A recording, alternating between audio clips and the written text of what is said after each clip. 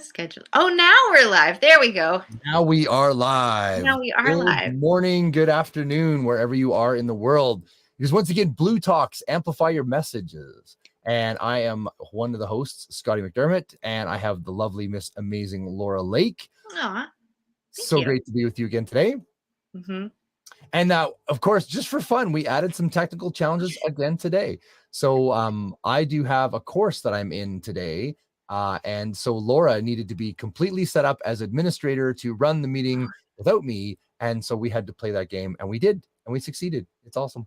It's like, why?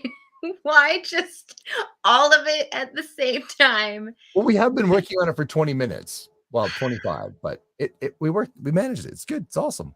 And our guest is on her way, so that's exciting. Yeah, she'll be right here. Yeah. She's like, oh, I'll see you in an hour. No, it's right now. Yeah. Time zone. That's okay. I know. I love the time zone. Kick my butt all the time. Yeah, I didn't know that there was certain parts of the US that actually don't switch times. Oh, there's parts of Canada that don't. I'm from one of them. Oh, yeah. Up in northern British Columbia, they don't switch their time ever. Saskatchewan doesn't switch their time ever. I mean, I don't know why we do anymore. I know why we used to. Right. You used to save lamp oil in the big cities. I feel like we're past that. Just a little. Yeah. Well, and it's an interesting debate. And it's like, I know as a parent, I don't love the time change. It's better now. My son's 10, but when he was 1, 2, 3, 4 years old, and all of a sudden it's an hour later or an hour earlier, their little body doesn't understand. Oh my God. Yeah. Why are you trying to put me to bed? I'm not tired. Why are you waking me up? I'm still sleeping. It was all of that for, it's a week or so of adjustment. And why do we do that? Like, if you just hang on a second, like in 2 weeks, it'll be the same time almost anyway, like the same amount of sunlight, like just, Yeah. I remember my body. I was so mad this year because my body just kept getting up earlier and earlier and earlier to the point where I was up at 4:45. And I'm like, okay, body, what is going on? Like, I need you to sleep in. I need this rest. And then I realized the date. I was like, oh, time changes in 3 days. Yeah. That's why I've just naturally progressed. Right. Naturally with the sun instead of the clock. Yes. Yeah. Yeah. Right. Yeah. It's a bizarre concept. I don't know. It's bizarre. And it's funny. The risk of being political in Alberta, enough of us said, hey, time change is dumb. Let's get rid of it. And so the government said, oh, we'll have a referendum. So they added to one of the votes. They said, we're going to have a referendum to see if you want to change the time change. So the problem is there's 3 options. Leave it the way it is. Yeah. Make it permanent summer hours or permanent winter hours. One of those is really dumb. Because in the winter, like if you leave it permanent summer hours, in the winter, it's dark till 10 a.m. Yeah. Right? So that's a bad option. So guess which 2 options they gave us? Leave it alone or make it really stupid. Really? They didn't give you all 3 options? You missed the 3rd option that we're all crying for. Like, yeah, it was just kind of unfortunate. So it failed. But it was just like, how government, right? Well, there's 3 choices. Stay as it is, a really dumb choice, or there's 2 choices. Well, what about, no, you can't pick that choice. Okay, slightly political again, but in a funny way. We've always said amongst our friends, because my friends were never really into politics until they got to voting age. And then you start to realize, okay, dumb choice number 1. Dumb choice number 2, dumb choice number 3, dumb choice number 4. You don't want to pick any of them. No. And you're like, can there be a 5th option that literally says, I don't want any of these? Start over. None of the above. Yeah, none of the above. Like, I want to show that I voted. It's been said that picking a politician is like going to a sports store. You have to pick out a baseball bat. You're going to get clubbed over the head with it for the next 4 years. Pick the bat that will hurt the least. Mm-hmm. I don't want to get clubbed over the head. Exactly. By any of them. So, yeah. Like, there's so much that we still need to learn as, like, when you're growing up learning about politics. It's like, what does this actually mean? What rights do I actually have? How can I actually make change in my area or abroad? Mm. Just don't And I know. keep having hope for better. I remain hopeful politically. I remain hopeful, and there's not a lot of evidence to support my hope. Good. That's I about all I'll say on politics. I know, Back right? to business. Yeah. Well, that's what I love about politics is ignore it, and which you can't. But I mean, Ignore it and it'll go away. focus on people, real people, good people, awesome people, right? Like the people we get to interview, doing cool things in spite of politics. Well, let's connect them for a moment since we went there. Politics is similar to business in the way that we have a message. The person behind the whole political whatever has a message. Hmm. Like a friend of mine, he's running for counselor up in District 3, I think it is, or District 8, whatever it is, in Ontario, Yeah. because he has a message and he wants to reach people through that message through politics. Right. Because it's just a whole other level of let's try to get the rules changed because the rules are from ages ago. Life is different now. Let's Yeah. shift and adjust the rules. Same thing in business. It's like business used to be done that way, but we've learned, we've evolved. We we don't necessarily say that you have to go to university. You have to have all these letters behind your name in Yeah. order for people to listen to you. That lived experience along with the education that goes with it, the feedback and analysis and all of that experience that goes with that is just as important as somebody who goes to school and learns from the books and the case Mhm. studies. Those case studies, that's me. I Right. was the case study, right? So Right. if I know my own case study so well and have learned the the technical stuff on top of it and have seen change, like that is my message Hmm. as a mess to message style entrepreneur. And And so I think, everything that we're doing here is let's share that message. yeah, and I love what you just said, mess to message Yeah. entrepreneur. It's so true. And I'm a classic example of that as well. I mean, I went to school for architecture. I Oh, spent yes. I Yes. spent 13 years in architecture, and I was technically good at it, and I went to school for it and all those Yeah. things, but I didn't love it, and it made me fat and sick. Then I got fit and healthy, so I became my own mess to message because I thought, "This is fantastic. I wanna tell everybody about how good it feels to be fit and healthy versus fat and sick." And then I went to school on Yeah. the side. I took courses and but I didn't go to university for 4 years, or I didn't, do She's that kind of thing. But, there's a lot of us out there now who've learned through doing. she said she's trying to enter the studio. I do not see her entering the studio at all. So can I resend her the link, or do you have the link to give to her? Well, I just sent her the link. Are you getting an error message or something? Alright. This is part of the fun, I technicals, know.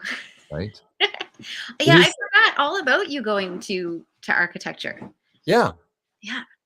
Let's go down that road for a moment while we're waiting to hear for answers. Yeah, we're hoping that Janine's gonna make it in because we're down to 30 minutes on her chat. So that's Yeah. fun. When I was in architecture, my dream was to never just sit at the table or sit at the desk on my computer all day long. I Mhm. wanted to be in the site visits. I wanted to do all the different pieces of engineering and landscaping and interior design. And like I loved bridging the gap between all of them. My Mhm. dream in that career was to be on the stage and Right. talk about innovative ideas because I would design community-based buildings, fire stations, recreation centers, university buildings, stuff like that, to promote health and to Mhm. promote healthy choices. So it's like a different side of the same coin. It's like I Yeah. want it to be moving and doing things, Right. creating change through it. Yeah. That's awesome. Yeah, for me, Exactly. Oh, is go she ahead. having troubles? She said nothing is happening. I click on enter studio and I go nowhere. Um, are you using a Mac? I had to go through that too. I sent you that link as well. Can Oh, you maybe there grab you the link? are. There she is. We I did it. was okay. I don't know how that didn't work, Janine, but we're here. We got you. That's awesome. Phew. Okay. Welcome, Janine. We've got about 30 minutes, so let's dive straight in. We were just talking about architecture and healthy and all that kind of stuff. Tell us Oh, about okay. you. We don't, yeah, the grief recovery lady. Nice. Yes. Well, um, so the work that I do is trauma and grief recovery. So, um, the work that I do is to help people get back on their feet and recognizing that emotions are okay. At the end of the day, emotions are okay. They're a guideline to what is happening within. And the work that I have done has actually been something that has come to me through all of my clients. So, my area of interest has always been the brain and the nervous system. Ooh. And so, I have studied for the last 30 years anything I could get my hands on that had to do with the brain. So, structurally, the brain is that wonderful piece of computer that lives within our skull. But our mind is different than the brain. Our mind actually doesn't live within the brain. So if we think about the mind as, I don't know about you guys, but in school, I remember using iron fillings with a magnet. Yeah. And what happens when you put the magnet in the middle of these little iron pieces is that they expand all around the magnet. So the expansion around the magnet is our mind. And the magnet is the brain. Mm. So the brain responds to the mind. And the mind is made up of thoughts. And thoughts lead us to our feelings. And feelings lead us to our choices.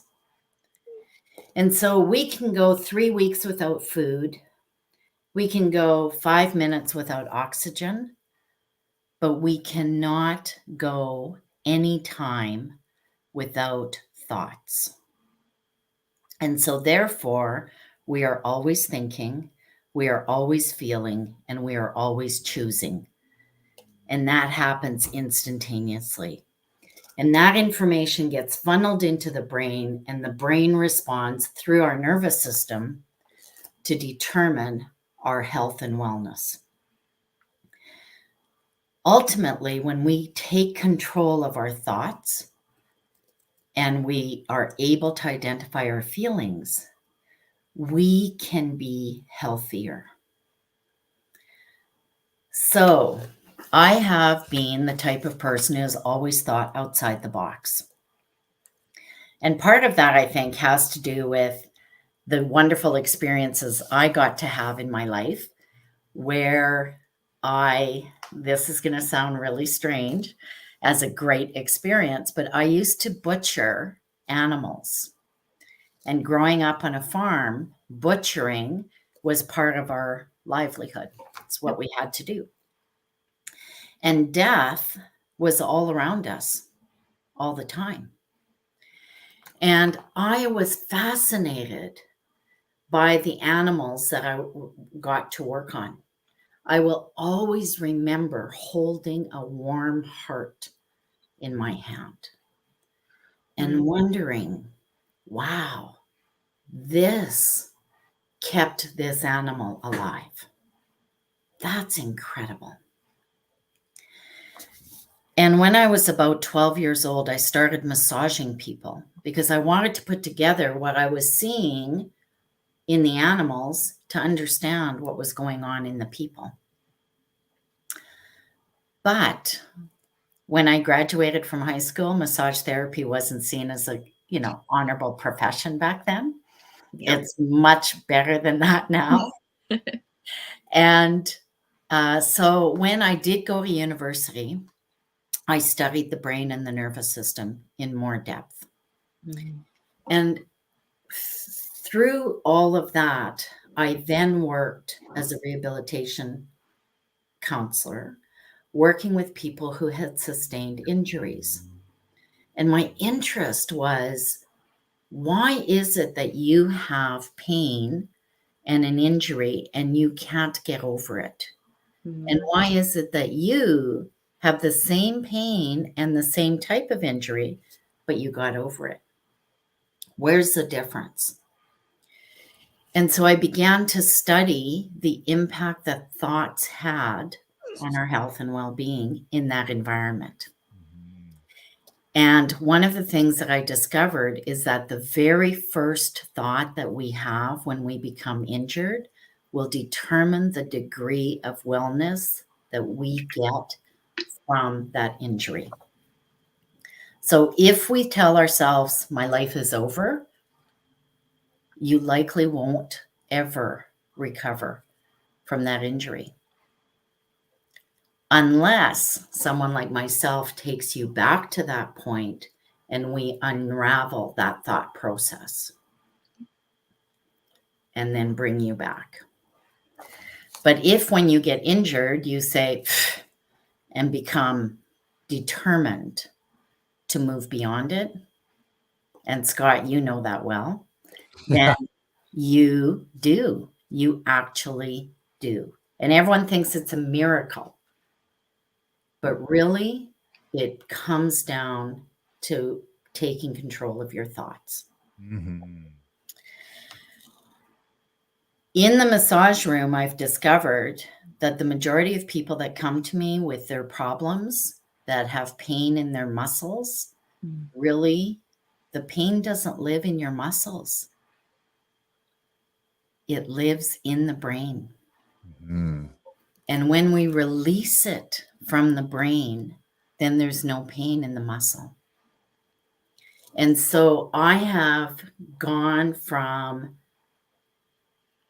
people coming in, where's the pain? Okay, I'm going to work on it. Deep tissue massage, that's going to be good for you. It actually isn't. It just causes more problems. But when we go back to the origin and we unravel the thought process around the origin, we can release the pain without any further intervention. I'm loving all of this, Janine. I was like, you're speaking the words of the process that I took with myself. I had chronic pain from my bicycle accident. It's so funny. Scott and I have so much in common. I didn't know that, Laura. Yeah. And like my physical injuries were healed, but my chronic pain was the emotional thoughts and the relationship that I had with the pain, not the injuries, the muscles themselves. Mm-hmm. And once I learned that and took those steps that you just said, changing that relationship, that's when my pain went away. And I saw doctors for like 6 years, about 50 different doctors. I'm not joking. Mm-hmm. Like the stuff that you do works. And I love this. Thank Mm-hmm. you so much. Well, it's amazing too. Like you said, Laura, you and I have had parallel lives in a lot of ways. And Janine, as you know, I was in that near-death crash where I broke my skull open and broke bones and tore things and wrecked stuff and ripped things and all that kind of stuff. But my first thought coming to consciousness in the hospital was, okay, how do I get back to racing again? How do I get back to 100% so I can race again? That was my first thought, and I hung on to that relentlessly. But it's fascinating. This is quite a process too. I mean, things like waking up the vagus nerve and getting your body into self-healing again. So tell me what it looks like to work with you. Well, that depends on the day, and that depends on your needs that you bring to the table. So this is where it becomes difficult in explaining the work that I do.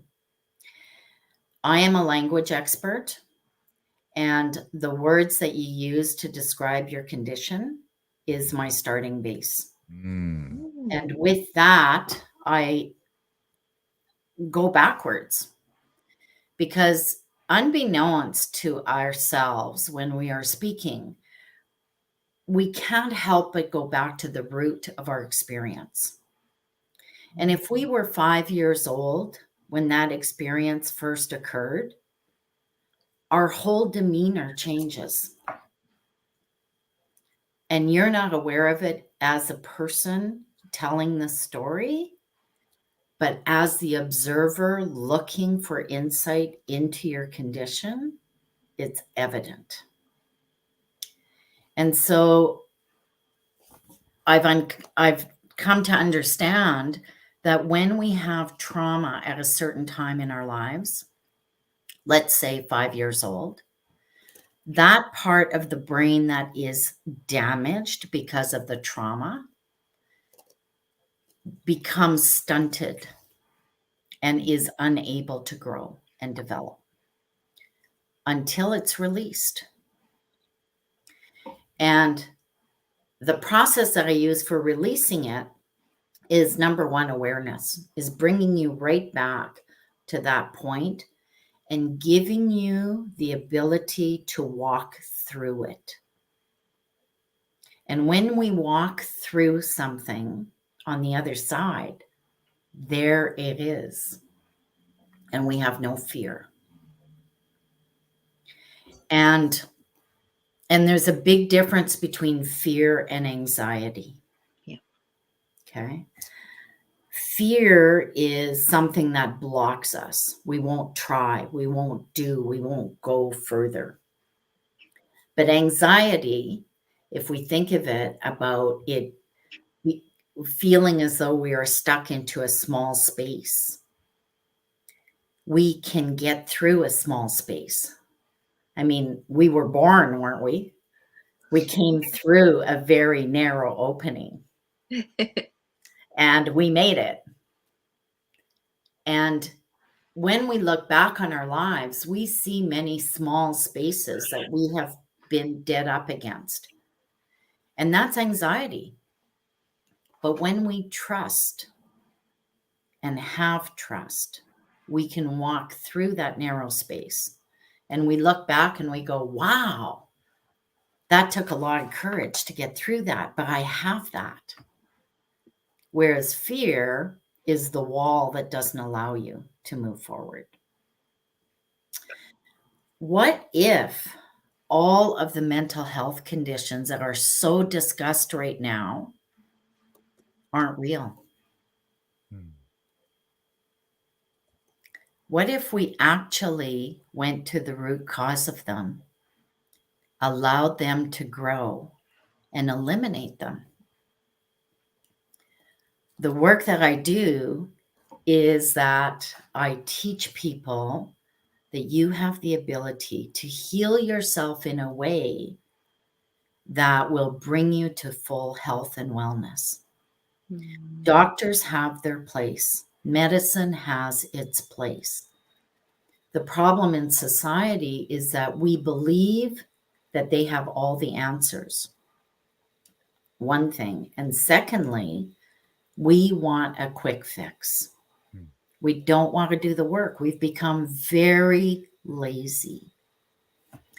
Now, when we do our own work, we can get to that level of health and wellness and appreciate it and maintain it, as opposed to, well, this pill isn't working anymore, I need another one.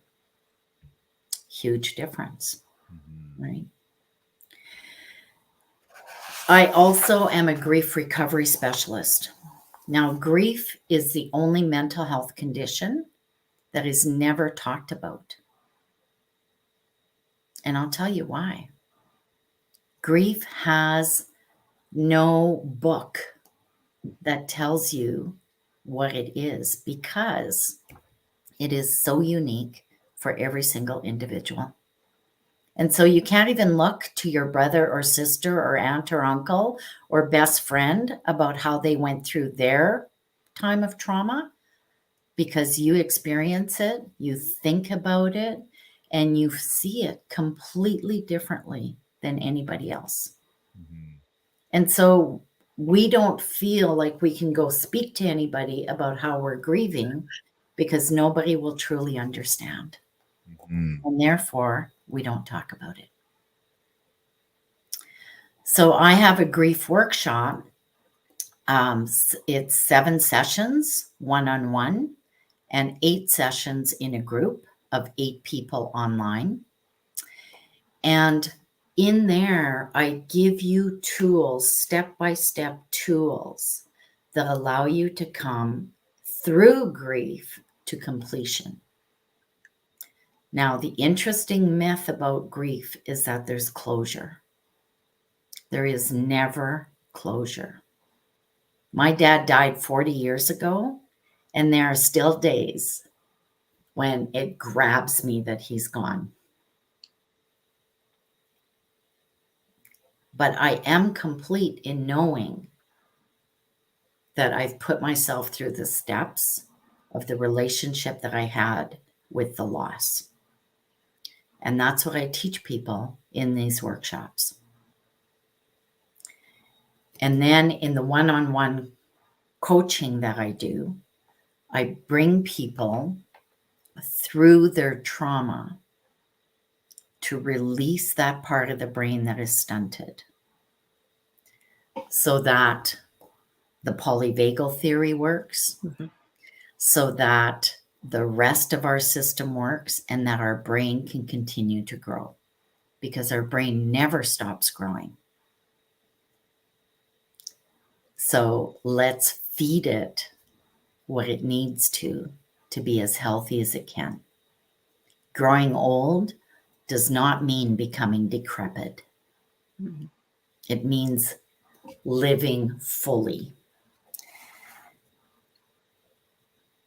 There's, I don't remember the name of the mystic who said this back in the day, but concepts,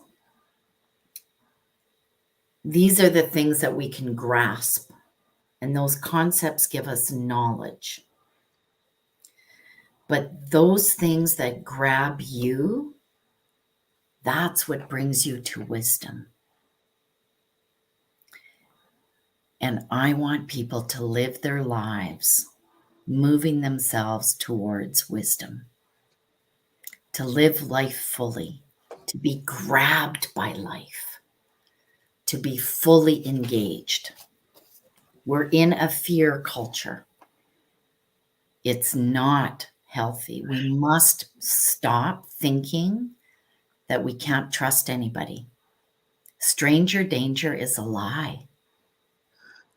If we can't count on each other, what do we have? Except for politicians, we can't trust those guys. We were talking about politics before you came on. We talked a little bit about politics. I don't even know how we got there, but that's an interesting thing. I don't know. What if somebody's really harming you? What if politicians are like doctors? Yeah. We give them a lot of power, and we believe that we can't do anything. Mm. And maybe it's time that we stand up and start speaking instead of blaming. Yeah. Because when the fingers are pointing that way, there's 3 fingers pointing this way. Mm. And my dad always said, that means that what you see out there is 3 times more relevant in here. Mm-hmm. Look within first before you point that finger. Right. And it's not even, it's not even pointing fingers in my world. It's like, wow, I'm not in alignment with what that person's doing, and they're in charge of my world. I don't love that. I'm just not going to give that I'm just going to live my world by my own terms. And then part of me thinks, well, now you're just being naive because they are in charge and they are making changes that aren't really cool. And should you stand up and fight? Should you voice? It's just a mess. I'm going to just take care of my world. Where do you live in that? And that's precisely what they want you to do. Mm. We have a voice, and it's important to use it. Mm-hmm. Mm-hmm. In the realms that we find are necessary to do that. Mm-hmm. We must change this business of not trusting each other. Mm. That is a culture that will kill us eventually, because we must demand from our politicians that they are worthy of their positions. That's why we put them there. And if they are not trustworthy, we must remove them. I feel like that's like a 6-hour holy cow. So let's maybe put a bookmark in that one because that's interesting. But I feel like that's a rat's nest of whatever. I know, the dark rabbit holes that just spiral. Oh boy. I That's wonder. an anxiety corner, isn't it? It really can be, yeah, because it feels Yeah. a little helpless. Because we've announced on multiple occasions that a certain person in charge is completely dishonest and completely not trustworthy, and has over and over again done illegal or rotten and immoral things, and yet there they still stand. Anyway, so But what it's about looking at the root cause, Scott. right? Yeah, there's like 47 million root causes. I think. How many people in Canada?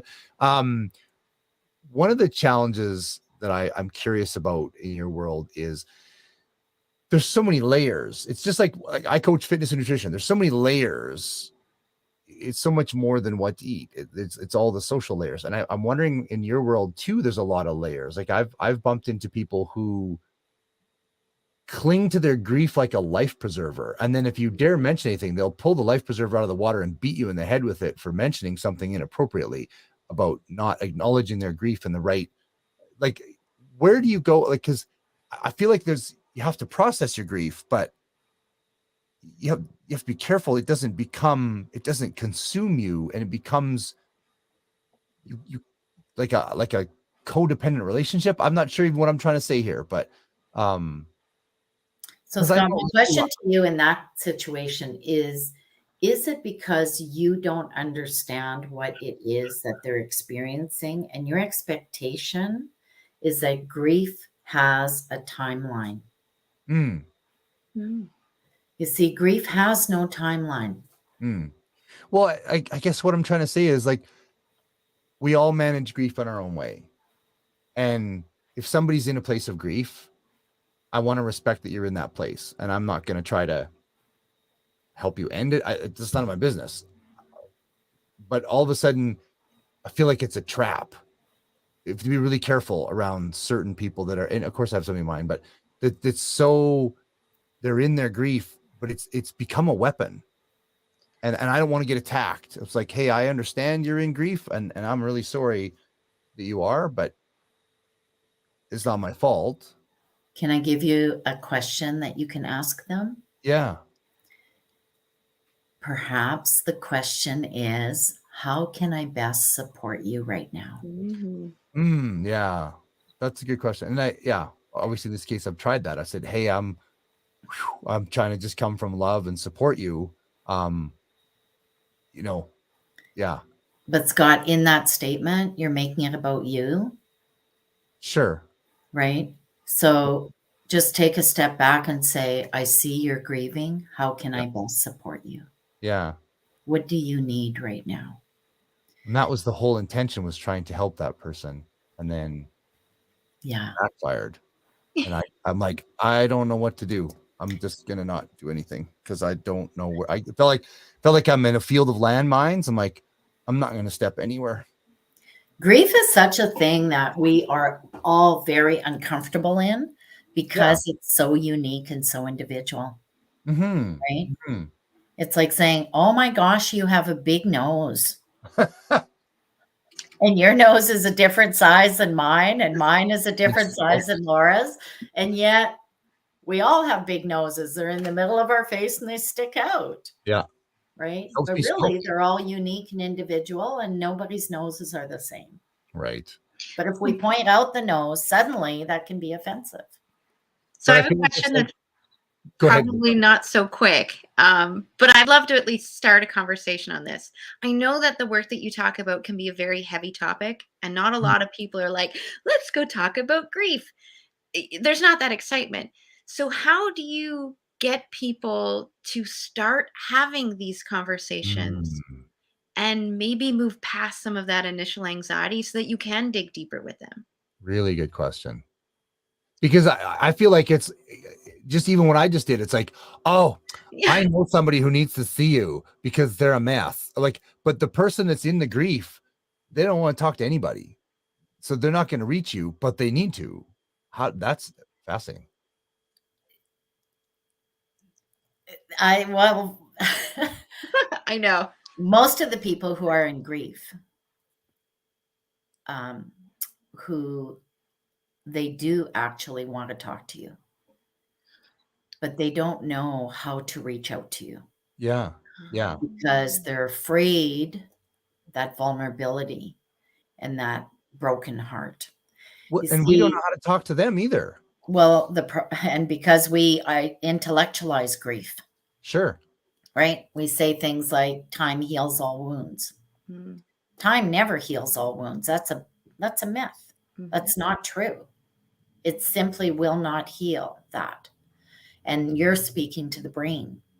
The brain wants to logically believe that time will heal all wounds. But can I ask, because to my mind, I go, well, it does heal. Like when my dad died when I was 16, it was horrendous for a long period of time. And now the fact that I can talk about it and not be bawling means it's reduced. It doesn't have the same gushing bloody mess than it, like now it's a scar. That's where I relate though. Does that make sense? Help me there. Yeah, it does. You've come to a level of completion Yeah. with your grief, but there's no closure to it, No, right? he's still gone. And he's still gone, and there's still some regrets that, oh, well, he never saw my son grow up, or he never witnessed this, or those kinds of things, right? Should have said I loved him on the last phone call. That kind of stuff. Yeah, those regrets and things that we have experienced, because grief really is the fact that we have now lost dreams, hopes. We have lost the expectation of the relationship to continue. And furthermore, we didn't have the opportunity to complete the relationship before they left. We had plans. Sure. Absolutely, you had plans, and that's what makes it so challenging. But the griever, and by the way, every single one of us is a griever. We have all had losses. And some people might think, well, that's not a big deal. I knew a lady who had lost her rabbit. Now, I'm a farm girl. You lost your rabbit. She was telling me about it 4 years later, and it was as though it had just happened. And at that time, I couldn't understand it. Right? I ran over a rabbit, came home, bawled my eyes out to my dad, and my dad said, there's a lot of other rabbits out there. It'll be okay. You didn't impact the rabbit population. Right? He intellectualized it, but I sucked it up and moved through it. But that's why I didn't understand why she couldn't move through it. Now I understand. I get it. So everybody, when we talk to people and we listen for the losses, they come through. And when we build trust with them, they'll be able to share more of what they're experiencing. And all of us want the ability to have the tools to heal ourselves so that we can be strong and we can move forward. And we want to be able to do that in an environment that is something that is confidential, where we can grow ourselves. And that's what I provide. How can people work with you, Janine? How do they reach you? Well, you can reach me through Facebook, or my website is just under construction right now. So it will be thatgriefrecoverylady.com, but it's not available right now. Or you can call me at 780-910-7177, or on Facebook at That Grief Recovery Lady, or on Instagram at That Grief Recovery Lady. Awesome. So, yeah. Well, this has been really good. I kind of wish we had a little more time to unpack, but this has been fantastic. I know our next guest is waiting, but I'm really glad that we were able to connect, Janine. And what you do is hugely powerful and hugely needed. Thank you. Thank you. It really is. And thank you for this opportunity to speak with you guys today and to share. I look forward to connecting again. Absolutely. All Thank right. you so much for being on the show. Have an amazing day. Okay, you guys too. Bye for now. Bye-bye. All right. So, Laura, I'm going to have to head to my next course, and I want you, if you can, to welcome Paula. I'm going to briefly say hello. Here we go. Give you the steering wheel. There it is. Look at Did you. it by myself. Yay. Awesome. Hey, Paula. Hello. Hi, So good Scott. to see you. Meet you. Yep, Scott's going to go away for a meeting. It'll just be you Okay. and I, but I figured Apologize. Scott, Paula, Scott. Nice to meet you. I'm Nice going to to watch meet the recording. I'm part of a coaching course today, and I cannot be not there, but I know Laura's going to crush it. She's going to be amazing. So I hope you guys She's have an amazing interview. Aw. Yeah, Okay. she is. Thank Enjoy. you. Nice to meet you.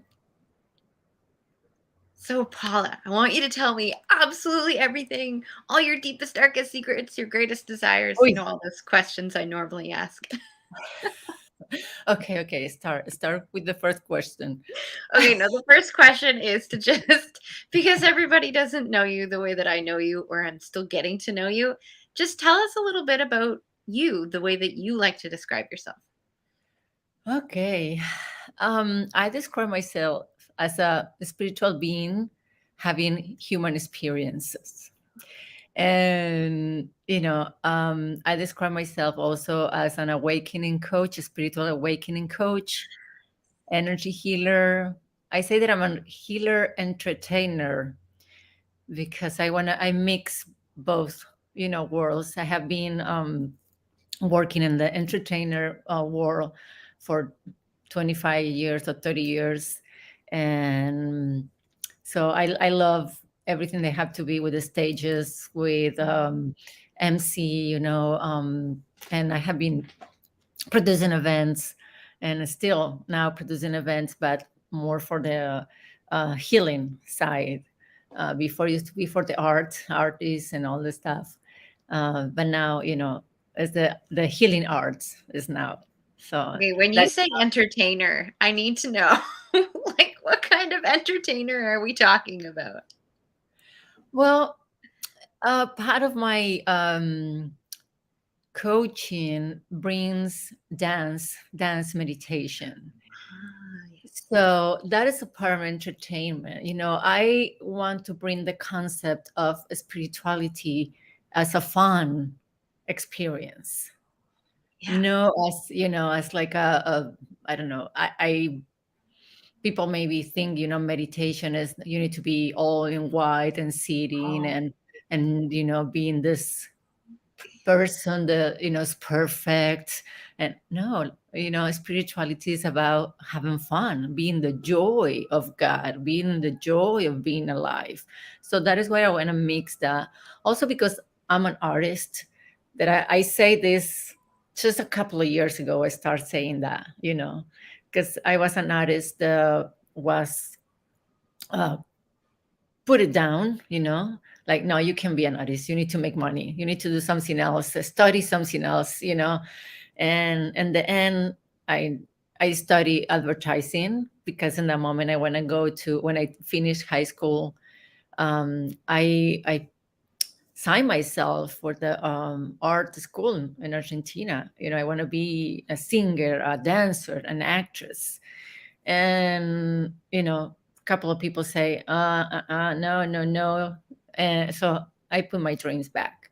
So a couple of years ago, with my coach, my friend Johnny Regan, say, no, you are an artist. So I bring this entertainment to myself first, to say, okay, I'm an artist, how I express myself, and bring a message that people can take in a fun way. Like I say, I don't want this message of spirituality to be like boring or something too serious, that you can reach out to that. So for some people only, no. So that is what I want to mix this entertainment. I like to be in the stages. I like to have fun. So that is why I say that. I love that you brought up the whole image, because that's what I think of at first when I heard the word spirituality. I'm picturing the white dresses, like the head necklaces, the whole I've got blonde hair and Balls. curl, like that whole image that's just everywhere.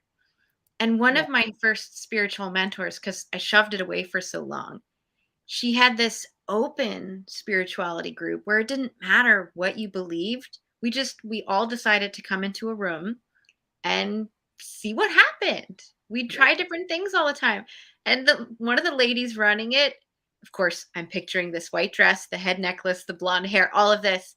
And she's this lady with like a tank top, no bra, some like really long skirt thing. It's like, that is not what I'm picturing. Exactly. What we all does those, like I say, those paradigms of, okay, be spiritual means, like I say, meditation means like sitting in a Buddha position and be there for hours. And it's not, meditation is when you are in contact with yourself. So when I'm dancing, I feel so connected with my source. I feel so happy. I feel so elevated. So that is what I create, this dance meditation. Because through the movement and different songs, and I don't put songs, I put like normal songs. One of my favorite songs that I use is Taylor Swift, "Shake It Off." You Oh, know, yes, I love that one. And you're I just like, love okay, I'm this. going to I, shake I like, everything. yes, exactly. So I start, telling people, okay, why you need to shake off, whatever your grandma say, your boss, your, mother-in-law or whatever. So start shaking it off. And I make people like start like going crazy, shaking off. And that is a meditation. you know? Okay, for some reason, I'm picturing this thing that my daughter and I would do when she was younger. You relax your whole face, which takes a process. And then you're just like, okay. And you shake. Yeah, exactly. I tell women, they come sometimes, with a ponytail or whatever. I tell them, lose yourself, and it's amazing how you see them transform, and lose themselves. And maybe they come the first class and they're kind of, shy, and the second Don't look at they're already me. jumping, jumping on, dancing and be free. Just get yourself out there. So that is spirituality too. So that's why I say entertainment. Before I ask my next question, which is going to be like, what is your definition of spirituality? When you were saying that, I'm picturing this girl from high school who at every single dance, she was not the popular kid. She was very much the weird kid, but it's not because she liked weird things. It's because she was so confident in who she was that she didn't care about anything else. And she was always that person that was just like dancing like nobody was watching, and all of us were just so envious Oh of her yeah. joy, of Okay. her playfulness. Was just so that's that question. What exactly does spirituality mean to you? How do you define that? Spirituality is your own connection with your own God, with your own divinity. You know, I say that I do also scientific spirituality, Ooh. because now I say now science has all the technology to prove what all the spiritual masters have been saying for millions of years or thousands of years. Now science has the tool to demonstrate, okay, yes, your brain, whatever it focuses, is electricity, is vibration, everything is vibration. We are just light beings, everything is light, everything, and we're part of the oneness. We are just one, we are love, and that is proof now. Thank God. Because I remember, when I don't know, many years ago, I was talking about the fifth dimension, or we're one and all the stuff, and people looking at me like, okay, yeah, Paula, you're crazy. You always, I don't know what you're talking about. So now I feel so happy that we can have this conversation, and it's not real anymore. It's Yeah. already out there. people's talking about another dimensions, and everything is vibration, and we are one, and everything is love, and everything is light, and your thoughts produce connections that your brain, wherever you put the focus, your go. So that is why I say I do scientific spirituality, because I start my talks about how to raise your vibration, saying we can say everything starts, the world start, or the universe, not the world, the universe starts when was the Big Bang, and from there everything is vibration and the creation appears. Or we can say God say there let be light, and then the whole creation is the same, absolutely the same. We're saying it's light, we say an explosion of light, a vibration, and then the whole creation of the universe. So it's the same. I'm happy that we are in this time of the humanity, let's say, when science and spirituality go together instead to being, confronting each other. Before was Yeah. confronting each other. Now, finally, we're coming together again. I love the way that you brought together how I see spirituality and religion, because I'm not religious personally. That is my choice, and I know a lot of people who are, and of course I don't judge them for it. But to me, your spirituality is just a set of beliefs by which I guide my life. Some are pulled by religion, some are pulled by science, some are pulled by personal experience, whatever it happens to be. But I love Yeah. that you're like, they can exist in the same world and not have to butt heads. Like, there are places where it is one and the same. So, like, why are we fighting over it? Okay, let's not talk about the fighting part. Let's talk about the amazing part of how this blends so easily. So how does science tie into, okay, before we get into that, that'll be part 2. How does science tie into what you do? But let's focus on that for a moment. What is it that you love to do with your clients? What I love to do with my clients is bring them to the center of have peace in the life. That Mm. is for me one of the most important things, beside, because life is gonna happen always. Always life is gonna happen. So have that peace, being the center, the knowing whatever is going on is just a circumstances that you can resolve, or you can let it pass, or then we figured out what to do with the circumstances. But you being the center, you knowing that whatever is happening doesn't define you, the have the peace, the everything is working for you for a better good, even you can see in the moment. That is my main goal with my clients, and of course from there, knowing that you are a divine creation, then you can heal yourself. First of all, I'm all about you can heal yourself. And I think that is the main goal that I have with my clients, now knowing that all is good, everything you can see right now, being the center, like I say, in the eye of the hurricane, when you're in a hurricane, when you're in the center is peace. Maybe we go there and we get lost, right? We get like, oh my God, my life, and then oh wait, hold on a second. Okay, yeah, I'm in peace. I can see is a hurricane going around me, but I'm in center. I'm in peace, so I can see clearly where I can clean up or where I can go. That is my main goal with people. Ah, I love that. And I have like 5 questions that all came into my head at once, and they're all mumbled. So I don't remember any of them anymore. But that's okay. So the part 2 to that was, how does science play a role in that? Well, with all this, discovering of how your brain works, is I think as science was successful and demonstrate how our brain works, because as a humans, the power that we have is our brain, our thoughts, right? Everything start with a thought. So And also, Joey Dispenza, Greg Braden, and many others, they discover how the coherence with heart and brain can heal yourself. So we have been teaching all around. We have been teaching you need to think, think, think, think, think. And it's not like that. It's feel, it's feel, it's feel. Go to your heart, and from your heart, use your brain. No, think, and then I want to feel this way. No, you need to feel first.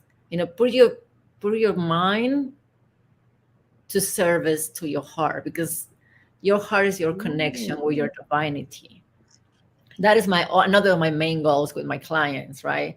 uh, have them connect with their heart, with the feelings, what is true to them, and then put your mind a service to your divinity. Because the follow your heart, no, is so like a slogan. Follow your heart. Sounds so So cheesy. I love it. yeah, but it's true. Yeah. It's true. It's true. But we have been teaching. That is, in Spanish we say corazonada, como like, oh yeah, that is a crazy thought, from a dream from your heart.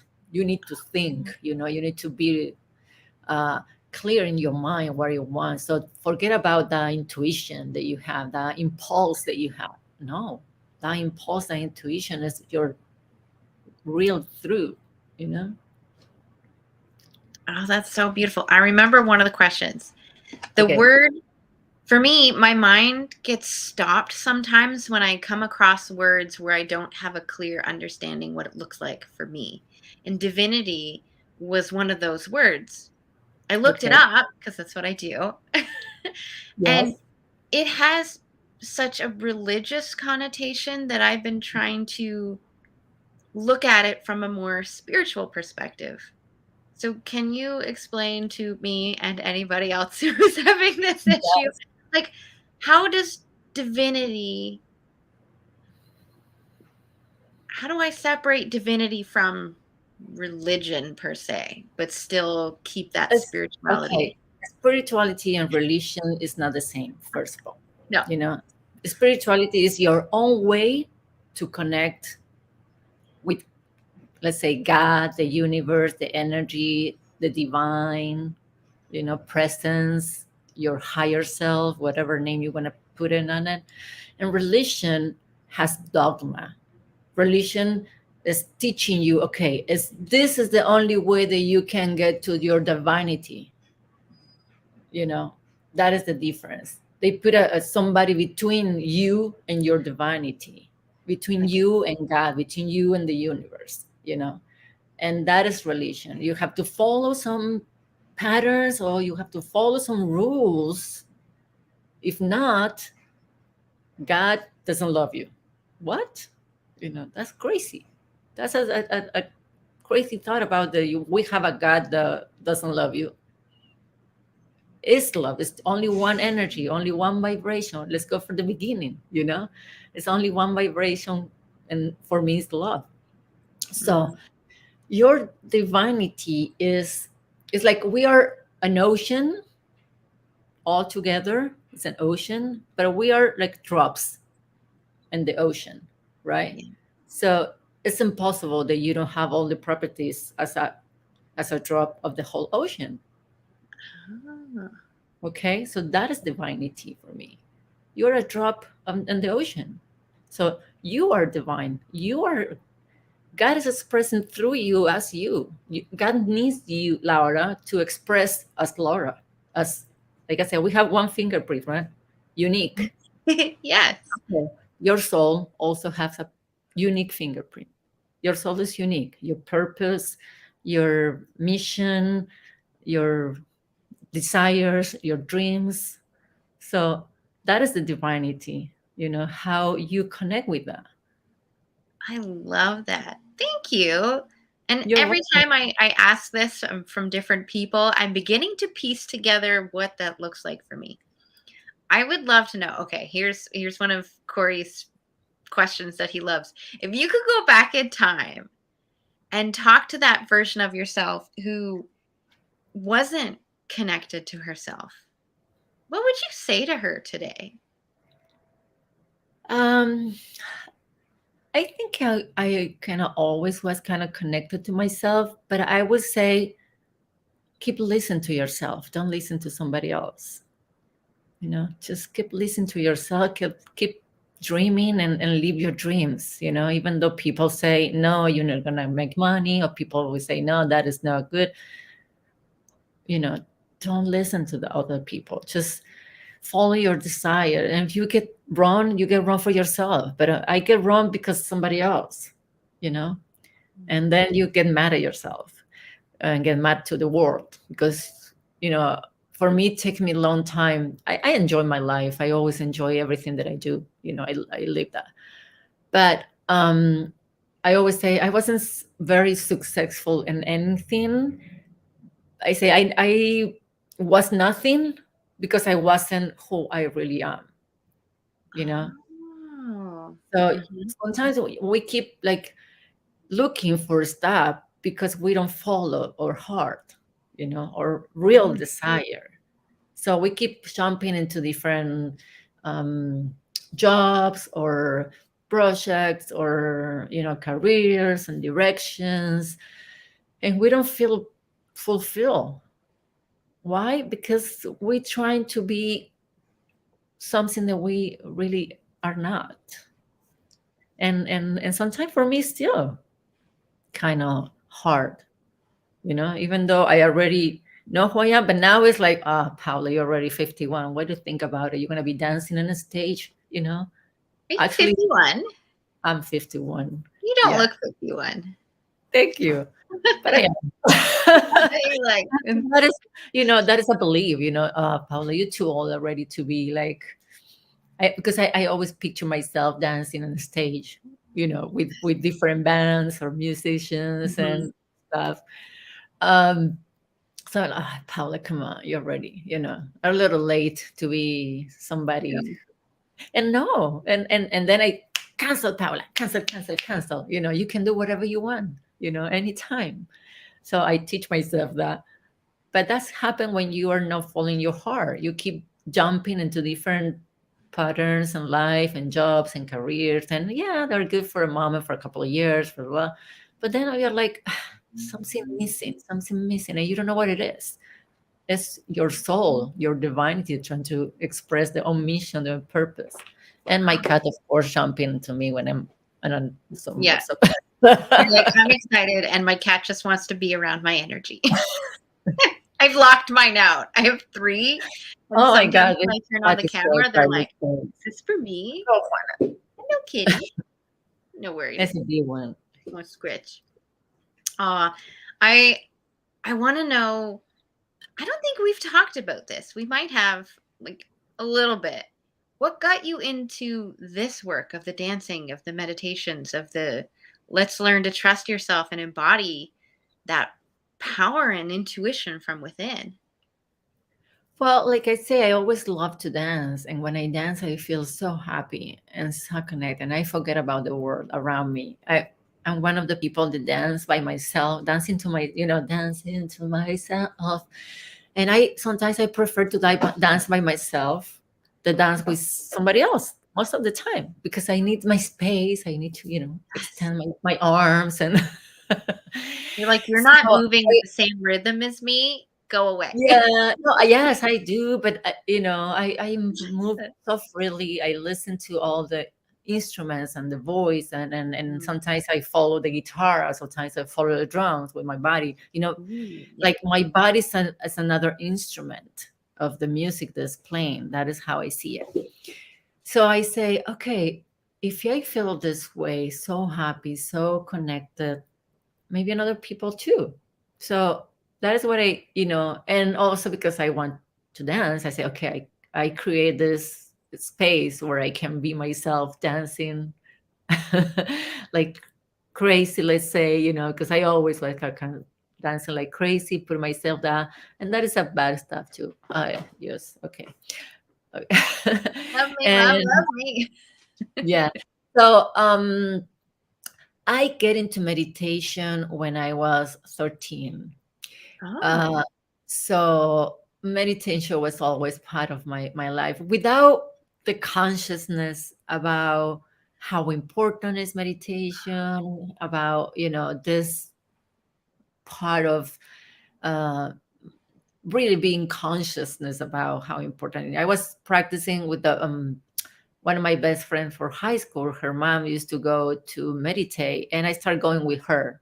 My friends stay, in the house, and I went with her mom to a meditation.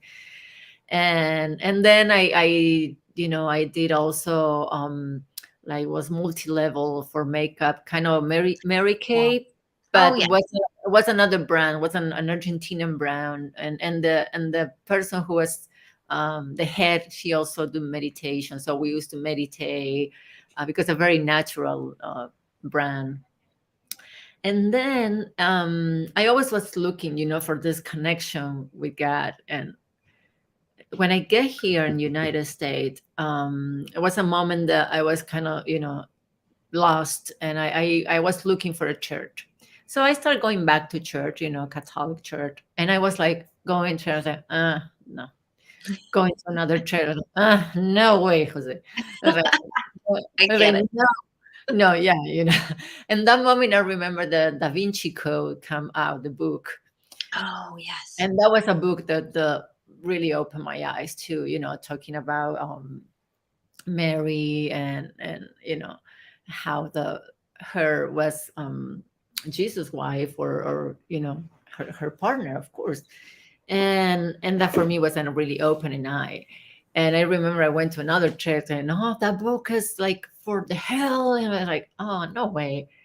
So finally I find this space, this name Unity, which doesn't have dogmas, has principles, and it's a spiritual community, which is all about metaphysical, all about law of attraction, all about the Oh, power of mind, all about how to heal yourself. And have 5 principles. The first one is God is all where it is. It's the second one is we are divine also. The third one is how you think, you manifest. The fourth one is meditation and prayer, affirmative prayer, which is not the same, please God, help me. It's, it's affirmative, affirming the true, the who you are and all the situation. Um, and the fifth one is action. So if you don't act as all that, nothing ah, is going to happen. So I become very active. I take a lot of courses. I have been part of the place for almost 17 years. nice. So I study a lot of metaphysical, a lot of law of attraction, Eckhart Tolle. I don't know, you can name it, all of them. Dan Wire, I don't know, many, many, many.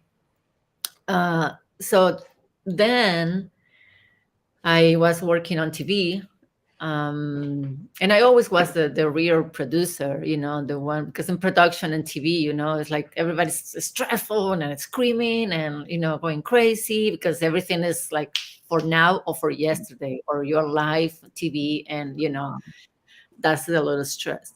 And I always, Just a little. yeah, just a little, yeah, because I don't believe much in the stress. Why are you gonna get crazy? I mean, what is gonna bring being crazy? More craziness. I mean, you have to have clear mind in order to resolve quickly, right? So I always was this person of being like not too stressed. So I also believe that play me as I'm not too good because I'm not stressed, on the production work.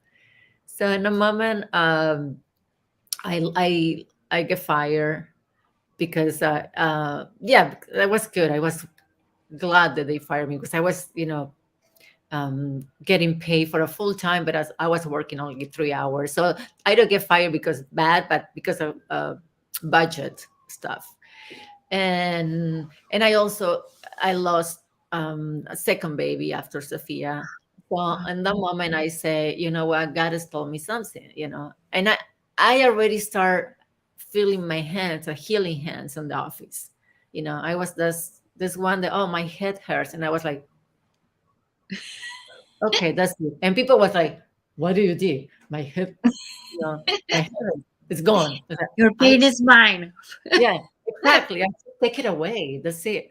So in that moment, I say, okay, I need to do something with this that's happening to me. So I start study Reiki, another reconnective healing, Mm. coaching, hypnotherapies, I don't, and many other stuff um, that we learn during the process. We never stop. So going back to the dance meditation, I created this when I put together the meditation, the gratefulness meditation about our body, because many people super disconnect with their body. Oh, And yes. and you can be disconnect with your body because your body is telling you everything. Your body is telling you everything. So if you're disconnect with your body, you're disconnect with yourself. And then the chakra alignment, and then the movement, the dancing. I start slowly, so people, and then they go crazy to shake it off. So they get like after the dance class, it's like everybody's like smiling and feeling freely, and that is how I see the world. I see that is my vision for the world. People just smiling and being happy and dancing and going like this. You want to raise the world, wink, wink. Yes, exactly. That is my program to finally get myself together. Because people, Get yourself together. yes, I love yes, that you worded it that way. yes, because people is like a lot of people don't understand what I do. Many people actually. I say, what's going on with my message? What am I doing wrong? You know, and people say, Paula, focus. Es que you do a lot of stuff. Paula, focus. Okay, how did I eat that? How that is going to happen. So finally, I get myself to this race, which is the first letter is to remember. We need to remember who we are. We are goddess. We are God. We are expression. We are divine. We're one with the creation. Then we need to accept that, because it's easy to understand. Like you say, I can show you, many videos of science saying that everything is vibration. You can understand we are one, but then you need to accept that that's Oh, different. mhm. One is the knowledge, and then okay, I need to accept. In order to accept that, you need to feel in every cell of your body that you really are one with the whole universe, with your divinity. You know, Yeah. and then the I is for imagine, the power of visualization. When it's no vision, people perish, right? Everything starts with a vision, where you need to use the power of imagination, hold in your mind and your thoughts something long enough in order to manifest, to see a real, Oh, yes. right? The S will be for say it, for the power of your voice, for the affirmations. And I'm going back to the beginning. We can say, God, say, there'll be light, or the explosion of the Big Bang. Everything is sound, vibration. So the power of affirmation, the power of the words that you use, they're very, very important. I'm very picky with the people around me, my daughter and my ex, they're like, don't say that, change the word, be careful what you say all the time, because in order to say that, first we have to have a thought. So when you say something, it's because you have been thinking about it, and then come whatever you say to you. So the power of affirmations is really important. And the E is for enjoyment. Mm. Express yourself, enjoy life. So that is what I want to teach people, to remember, to accept, to use the power of imagination, to use the power of your voice, affirmations, and to be in the joy, enjoy in life, express the joy. And don't be afraid to express yourself. I talk a lot What now. I love to talk. You can say like, I just love when you talk because I'm like, oh, her accent. I love it. uh, You just I'm not always have worried. this joy and this really, it is like the freedom and confidence, that girl that I'm picturing from high school who just did whatever. This is what I'm picturing every time you speak. It's like, that'd be nice to have. And when you speak, I was like, she's so into, so focused. You're so focused and so like, okay, first Well, this, that this, to my this, high this. school And I'm like, teacher. oh, not like that. I wish, Oh my God, back then, I remember my English teacher telling me that I will never be a writer. Well, now I have the book. And that, like, you'd never do this, you'd never do that. You've got friends, family, teachers, loved ones, all these people telling you, just like they told you, don't follow your dreams. Okay, now that you're starting to get there, it's too scary. It's not safe for me, not for you. It's not safe for my beliefs. Therefore, I'm going to tell you not to follow your dreams. Of course. And then you're like, oh, it's not safe, but I want to survive. And then you conform to something else. Okay, so I love that whole race. Remember, accept, imagine, say it, and enjoyment and expression. Is this part of like a coaching program, or do you use this in your dance meditations? What is this exactly? This is part of my coaching program, and it's more than a coaching. I want to be a speaker. I'm a speaker, how you say. You already are a speaker. Yes, we are. I'm sorry, I have heard my cat. I know, mine is there. Yeah. So it is a coaching program, because the idea is to have people use the acronym to have a better life. But also it would be a speaking program. I want to have this talk about it, every letter, and end my talks with a dance meditation. That is my dream speaking program, a speaking offer. Okay, now I'm picturing you either like right before lunch at a conference or right after, because those are two of the hardest ones. But I'm like, with that dance meditation. Yes. Yes. And I've seen you dance. Yes. It's so beautiful. I'm like, I could do that. Yep, I can move. Yeah, exactly. Not exactly like you, but I mean, I got some rhythm. You don't have to do it like me. You have to do it like you. That is what is the hardest part of my class, that I don't teach people what to do. Yes. But I don't tell you how to move. Sometimes I show you, and I do, and I go ridiculous, and I go crazy, and I don't go like like perfect steps. No, I go whatever. Whatever you want to do, man. Just listen to your body. What I say is like, listen to your body. Don't tell your body how to move. Let your body move themselves. Because when you just listen to the music, listen to the lyrics, listen to the expression of the artist, become one with the song, because that song has a purpose, right?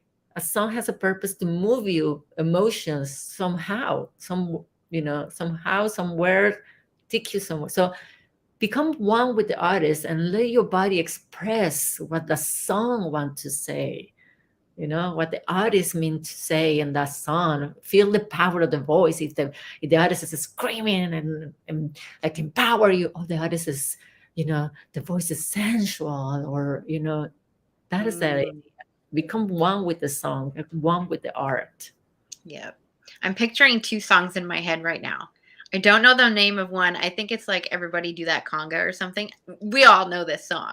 You're like, you can't help but like wiggle your hips and move your butt. So good.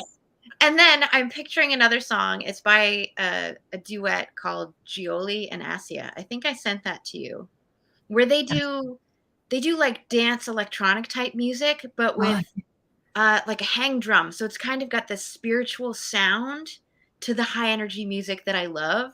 And there's one song called Borderline, which is more of like a tribal kind of feel to it. Mm-hmm. And I don't know, I love dancing to that one because it puts me in this whole other frame of just dive into the emotion of the music. Mm-hmm. So good. Okay. And also every chakra has a different type of music. You know, Oh, the root chakra is more like a drums and like a bass songs, like a heavy metal also can be, you know, like more bass. explains a lot. I've been listening to a lot of heavy metal lately too. I'll listen to anything in about 17 Yeah. different languages, so it's all good. Okay. What I'm hearing is that you help people focus on peace, which is hard enough for us to find. And generally, we're like, I want peace. I want to feel joyful. I want to have that fulfillment. And what you're saying is this is what I'm hearing. I'm reflecting back to you. What you're saying is that requires that self trust, that self awareness, working with that intuition and understanding the you that is inside and matches the outside through this meditation. And you're training people on that meditation to help bring them through the beginning of that journey to get to those things that they say that they want, but feel like are off in the middle of nowhere and they don't know how to get there. Yeah. Does that sound about right? Yes. Thank you. Ah, Love it. now I have more clarity. Now I'm like, okay, who can I shout Paula out to? I say we all want to be Miss Universe. You know, the Miss Universe say, I want the peace of the world. You know, Yeah, we all want exactly. The whole that. hand. Exactly. You know, Are you trained at that? long, short. Yeah. Oh, you are trained at that. Yeah. Did you ever sit on the back of a vehicle with a dress on and a sash? No. No? Okay. Thought I'd ask. So, Paula, we have a few minutes left. Let us know how we can reach out to you, how we can work with you, all of that. Well, I have my website, Paula Dinaro, as my name. All my social media is as my name, Paula Dinaro, and Instagram, and YouTube, and my website, pauladinaro.com. My phone number actually is on my social media. I work through Zoom. You know, also the healing is proved. Also has been the same results as a, you know, in person. You do healing too, so you know that we connect with another dimension, and the healing happens over there and then comes to our body, to this 3D. So anyone who wants to contact me to how to feel center and feel peace and joyful to do, then you can, you know, hire Laura in order to be more structure and goal settings, you know, because I'm not for every coaching, you know, just bring you that, bring you peace, bring you happiness, bring you joyfulness about yourself, about life. And then you figure out what you want to do, you know, not figure out what you want to do, how you're going to do it. Because figure out what you want to do, maybe I help you with that, you know, get in touch with your heart, with your own desire. And then you hire somebody else to see how you're gonna get there. Well, isn't the how really just the who? I think I taught this to my daughter like 2 days ago. I don't know how we got on the conversation, but I was like, just remember, as you're growing up, it's never about the how. Oh my God, Chris is wearing his cape. Yes. I'm prepared for you. We'll get to you in a moment, Chris. I told her, I was like, it's not about the how. Every time you think, I don't know how to do this, I don't know how to do that. Oh my God, I don't know how, I don't know how, I don't know how. Ask yourself the question, who knows how? Who has been there before? Who has experience in this? Who can point me in the right direction? Who can Exactly. support me on this journey? And like a lot of those who's could be us, could be Chris, could be Scotty, like could be anybody. And if it happens to be us, we love that.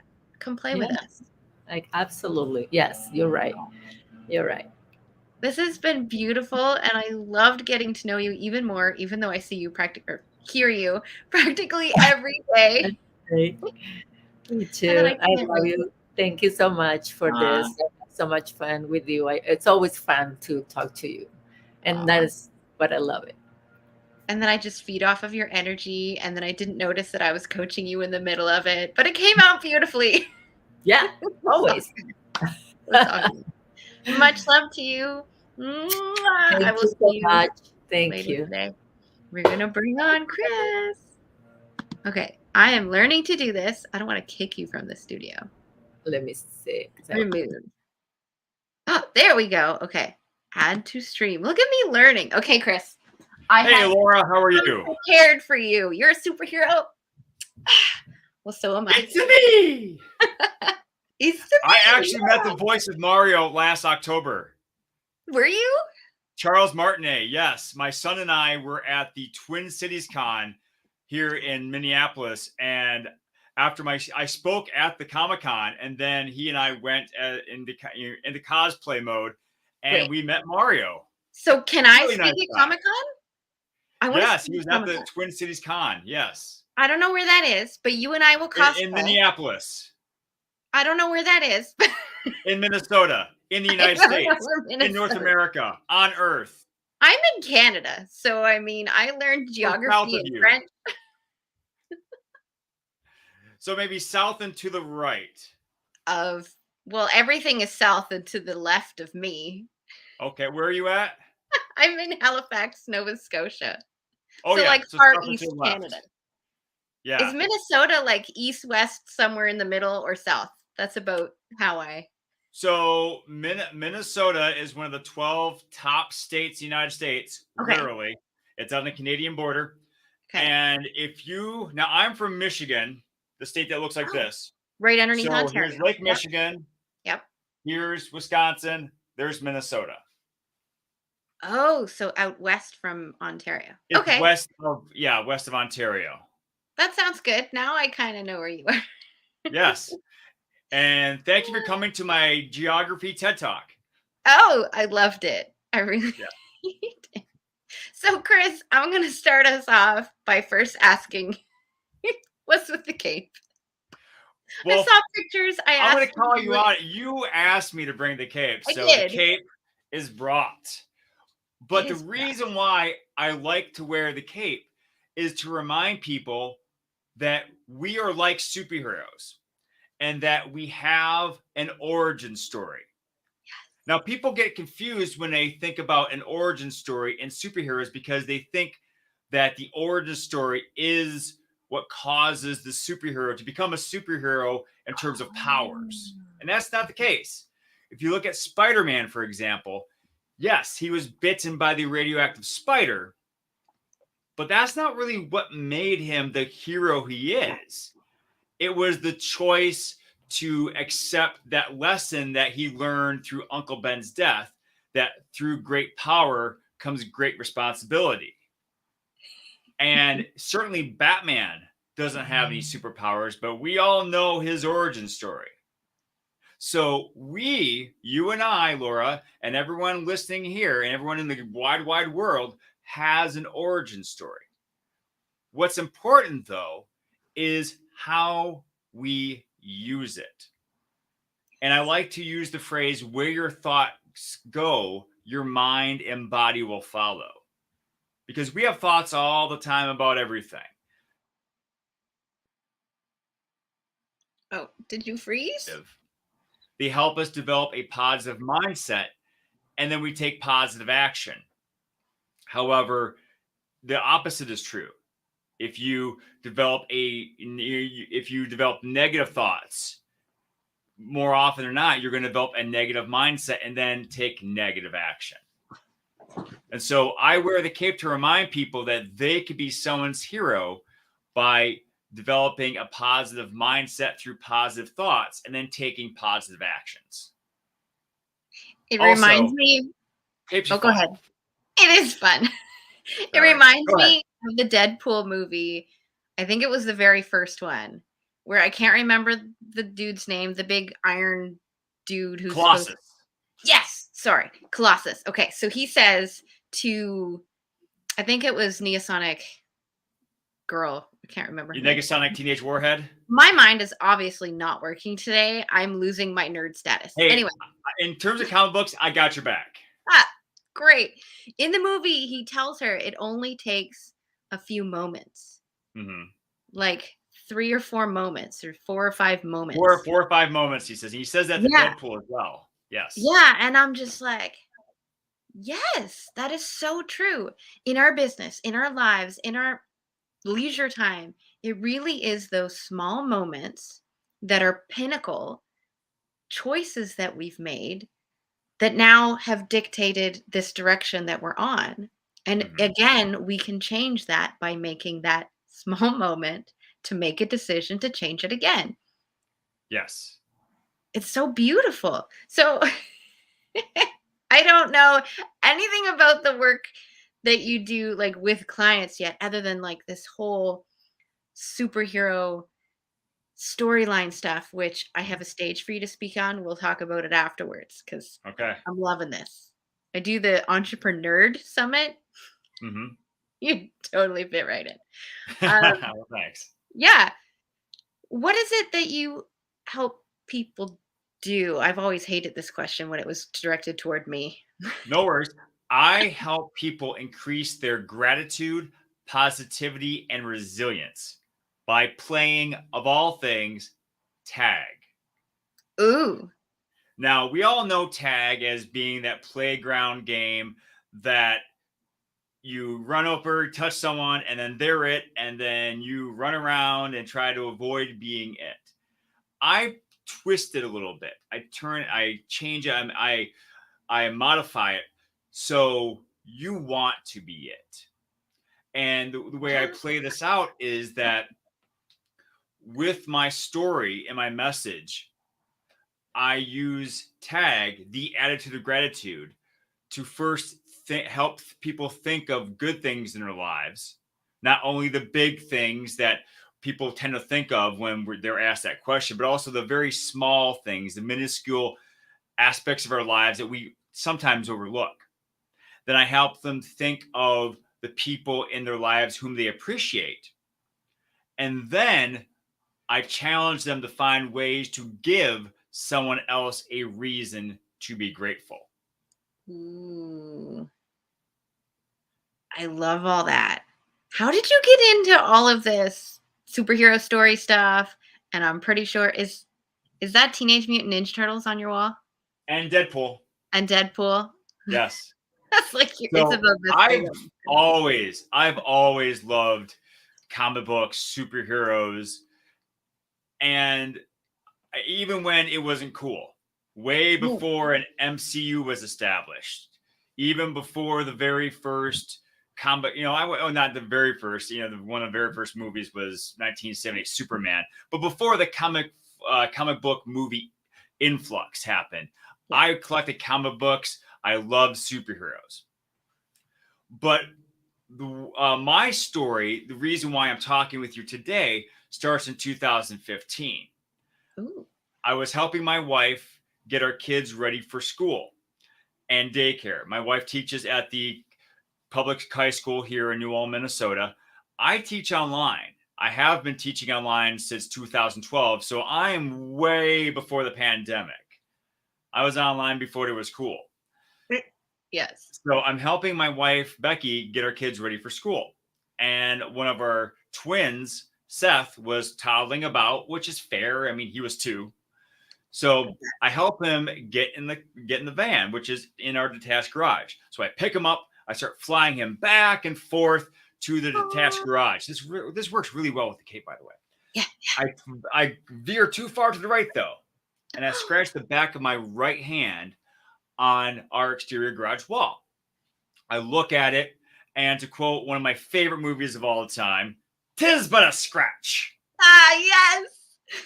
So no blood. So I figure, okay, I'll put them in the car seat, kiss them all goodbye. And as they go on their way, I go on my way back inside the house to wash off my hand and start my day of online teaching. 3 days later, I wake up to find a lacrosse ball sized bump on my right elbow. I usually don't wake up like that. So I go to the urgent care clinic and they look at it. The doctor looks at it and says, it might be bursitis, which is an inflammation of the bursa sac in our joints. So keep an eye on it and let us know what happens if anything else happens. So I do. I go home. I keep an eye on it. As that bump grows and grows and grows, until my right arm is 3 times the size of my left. Why would you wait that long? Well, we wanted to see what would happen. And what happened was I turned into the Incredible Hulk in mid-transformation. However, instead of being, yeah, there you go. Instead of being angry and smashy, it was more sicky and tiredy. Oh, yeah. Well, we finally got a babysitter for the kids. And then Becky took me back to the emergency room where I was quickly admitted because, hello, huge right arm. Yeah. However, when they were going through my vitals, they found that I had also become septic. Oh, wow. Which for, if you don't know, it is a reaction that the body has to a foreign agent. And one of those reactions is that the body sends a chemical through the bloodstream to fight off and kill that foreign agent. However, sepsis also has the itty bitty downside of killing you itself. Yeah. So I had poison coursing through my veins and a ginormous right appendage. Not the craziest Saturday night I've ever experienced, but easily top 5.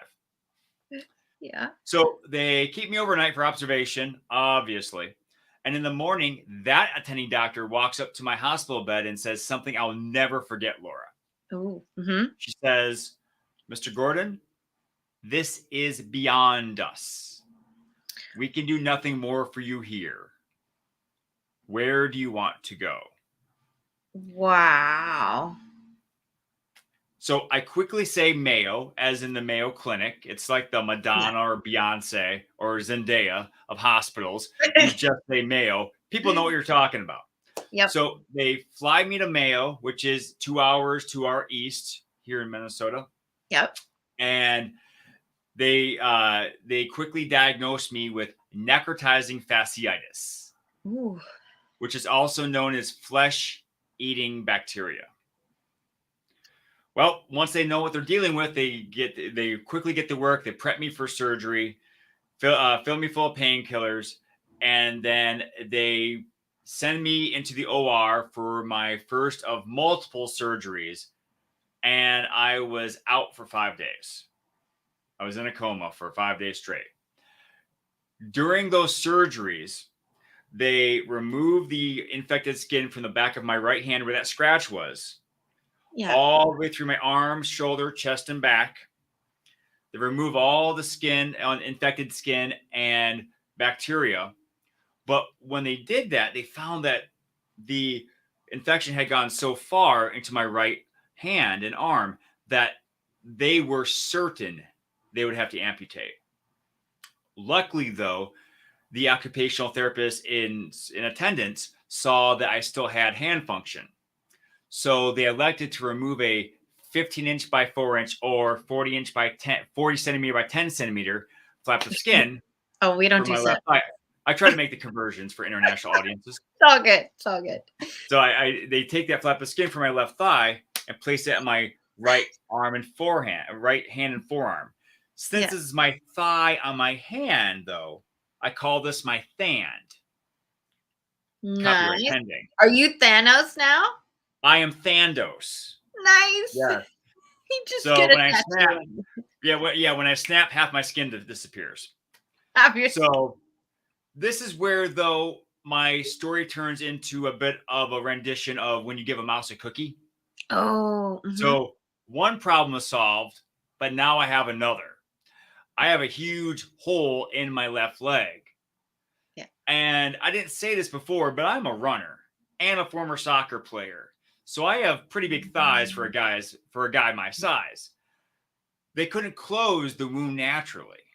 So they removed my outermost quadricep muscle called the vastus lateralis, and then installed a shoestring type contraption called a Jacob's ladder on the inside of the wound and knobs on the outside of the wound. There's a knob. They put a knob on either side of the wound. Like Frankenstein?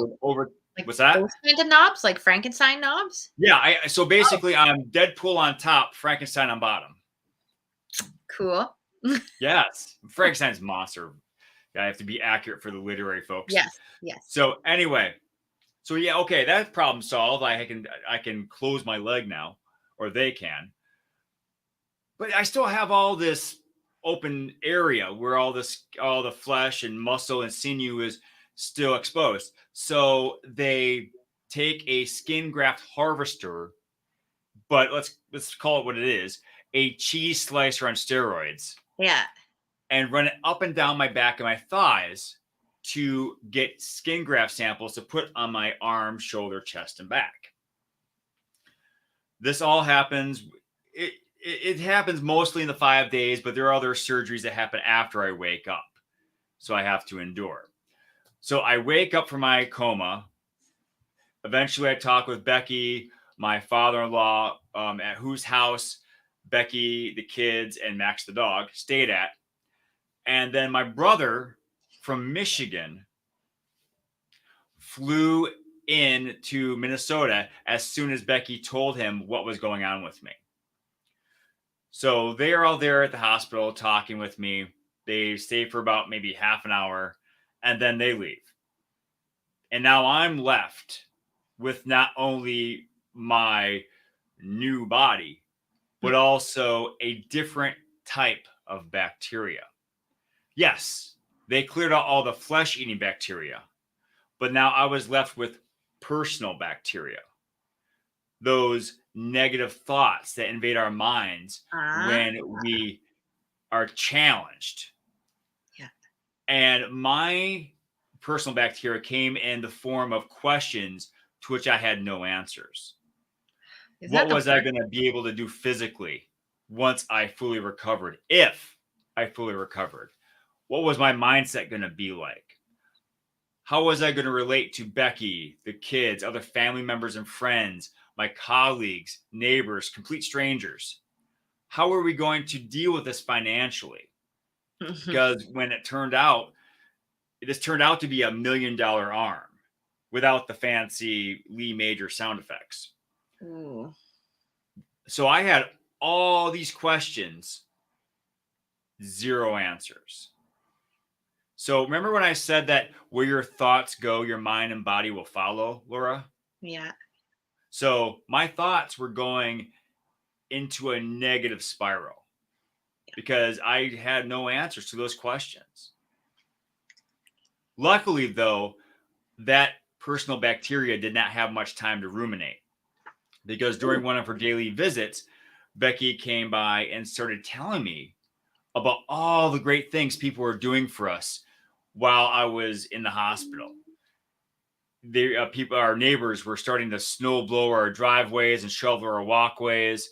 Yes, this was early April, but that's just in Minnesota. That's winter round 2. Sounds familiar. Yeah, you know. And so in Rochester, some of my online colleagues were stopping by the house to drop off toys and clothing for the kids, because Becky, the kids, and Max the dog planned on going to Rochester for 2 or 3 days. They ended up being there for 2 weeks with virtually nothing of their own. People are also, dropping off food for them. Again, my brother flew in from Michigan for a week and a half. He even bought me an iPad to help me pass the time while I was recovering.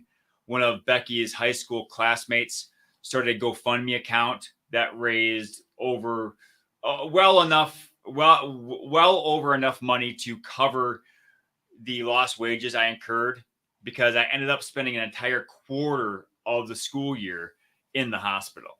Yeah. And there are many other things that people were doing for us.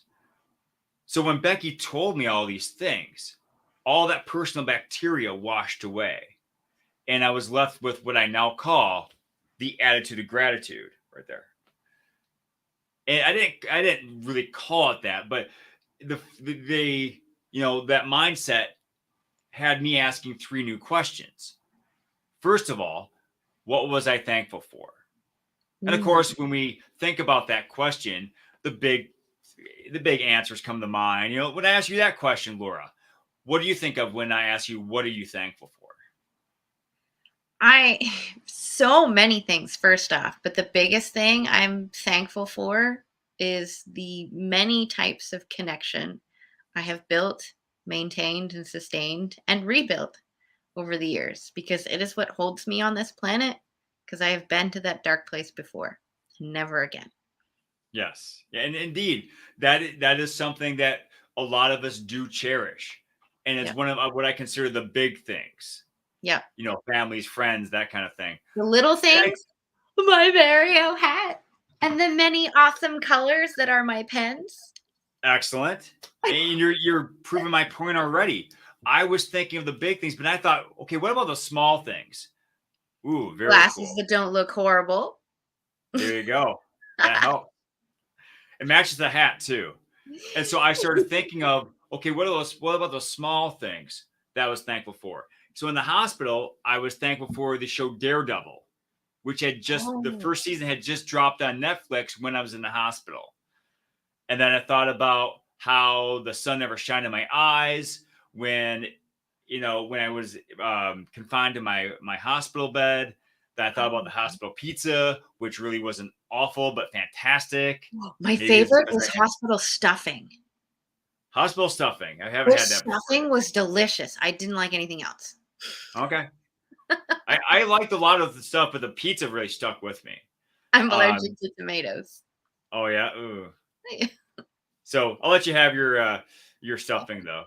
But today, and you just showed me with your hat and your glasses and your markers, that the more we look at or look all around us, the things that we already have, and we find value in them, the more we find that we are richer than we thought we ever were. Like, for example, my mouse, which is beaten up, held together by duct tape, which is symbolic of me, kind of beat up and held together by foreign objects, but still works pretty well. I think of door hinges. Who thinks of door hinges? No one. My background is in architecture. I love all of these different hardware pieces. I go in places and I open doors. I'm like, oh, that is so cool. And then I'll open it and close it a few times. Well, there you go. But not many people are like that unless the door isn't working. And then they're really thankful that they have a functioning door. Well, you and I are thankful for door hinges all the time. So it makes us feel that much richer. And I'm also thankful for my right armpit. Yeah. Because my right armpit is covered in skin grafts, which means it's non-porous.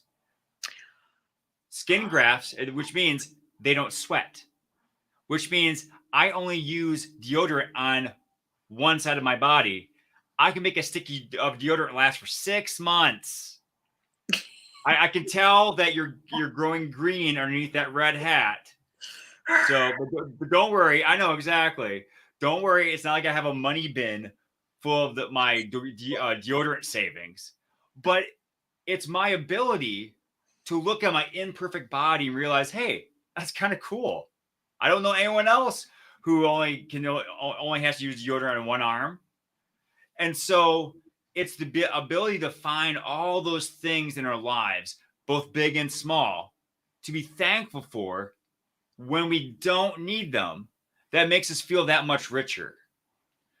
And then I thought about my second question was, what about the people in our lives who we appreciate? And again, when we think about that question, we think about family, friends, people who share our faith, our coworkers, neighbors. But for me, in the hospital, it was the nurses. And one story I love to tell is that when you're in the hospital for a long time, they tend to put a poster on the wall calling, and I'm going to try to get the name of it right, the Getting to Know You poster, because they use it to get to know you. Anyway, one of the questions on that poster was favorite movie. Now, Laura, I'm a big geek. I love my superheroes. Yeah. I quoted Monty Python. I have Ninja Turtles and Deadpool behind me. You could probably guess what my favorite movie is. Well, I think you mentioned that earlier, that you had a quote from your favorite movie. So I'm pretty sure it's Monty Python. Well, it's one of my favorite movies. Oh, okay. Same year though, Blazing Saddles.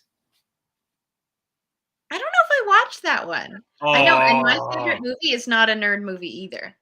Yeah, you have to watch Blazing Saddles sometimes without kids though. But it's one of the funniest movies of all time, and that's scientific. That's science talking. Anyway, I put Blazing Saddles on my poster. Well, one Monday morning, the head nurse, Chris, she practically runs into my room. She says, Chris, I was at a garage sale this past weekend and I saw this and I thought of you and here it is. She handed me a DVD copy of Blazing Saddles. I'm just a part of her job. I am nothing more to her than an item on her to-do list. But the fact that she thought of me not only enough to recognize my favorite movie, but she then goes out and buys it for me and gives it to me, makes that DVD copy of Blazing Saddles one of my all-time prized possessions. Aww. Not because of the market value, but because of the love and friendship it was given. Yeah. And that sounds familiar. I wrote a message. I really want to count that as a tear that you're crying. That you was no, actually, so an sad. eyelash went in my eye, and it's poking me a lot right now. It's eyelash knocking off, touching. That's what it is. We'll just do and this. So there you go. It looks like a really sarcastic salute. So the ability to, to let people know that we appreciate them is something that is very profound, because not only are we sharing our love for that person, but if we tell someone we like something they did for us, chances are they might do it again. And so being able to acknowledge the appreciated is something else that I do on a daily basis, because I want people to know that I love them, I see them, and I appreciate what they offer the world. So they know that they have value to me. And again, they might do that kind thing again. Then the last question I asked was, how can I give someone else a reason to be grateful? And in the hospital, I really couldn't do a lot because I was busy recovering. But it was when I was discharged, I started to take action. For example, when I started to run again, I would pick up trash that was on the sidewalk or on the road or in neighbors or people's yards without getting too trespassy. Yes. You don't want to do that. And then I would snow blow or mow my neighbors' yards or driveways, especially when they couldn't do it themselves, or I was up first. I'm usually one of the first people up in my block. So if I saw that there's snow on their driveway and their walkway, I'll go take care of that for them. And then there's the classic opening doors for someone. And I know this gets overlooked and it's very cliche, but when you are opening a door for someone, you are stopping what you are doing, even for a brief moment, and letting someone else know that you are focused on helping them out.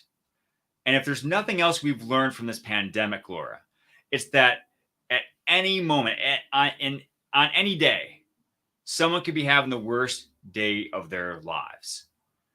And if you could hold a door for someone and just let them know for a brief moment that you are thinking about them and you want to help them in even the smallest way, that might turn someone's day around.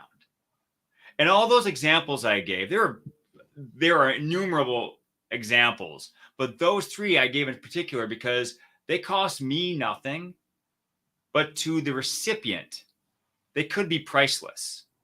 Yep. And they could turn someone's day around and give someone else a reason to be grateful. And that's what tag is all about. Now, my life, because of playing tag, is not perfect. I still have issues I got to deal with. I'm still looking for speaking opportunities. I still teach and I have to deal with students and parents and all that stuff. I have my own family to deal with and we have things going on all the time. But tag has definitely made me a better person. And that's one more thing I like to share, is that we are so focused on being perfect. We look around media, billboards, advertisements, commercials, what have you. There's perfection all around us. But if you think about it, how long did it take that model to look that perfect? And is she going to stay looking like that after that picture's taken? Yeah. Perfection is fleeting at best, and an illusion, a mirage at worst. And the pursuit of perfection is ultimately futile. However, if you are consistent in your actions, you're diligent in your practice, and you are perseverant through the hard times, as well as you keep pushing through the good times, you might reach perfection once in a while, but you will always be great. So that's why I say pass on perfection and go for greatness. I have to show something to you. Since you are, a fan of Marvel stuff. Yes. If you look inside of the covers, it says, "You are awesome." We learned this during the last show. Really? Yeah. That's fantastic. Yeah. Because we spoke to the guy who made these. And I was like, wow. "Wait, what? Yeah. That's so cool. You are awesome. And it's those little things, as we said before, those moments.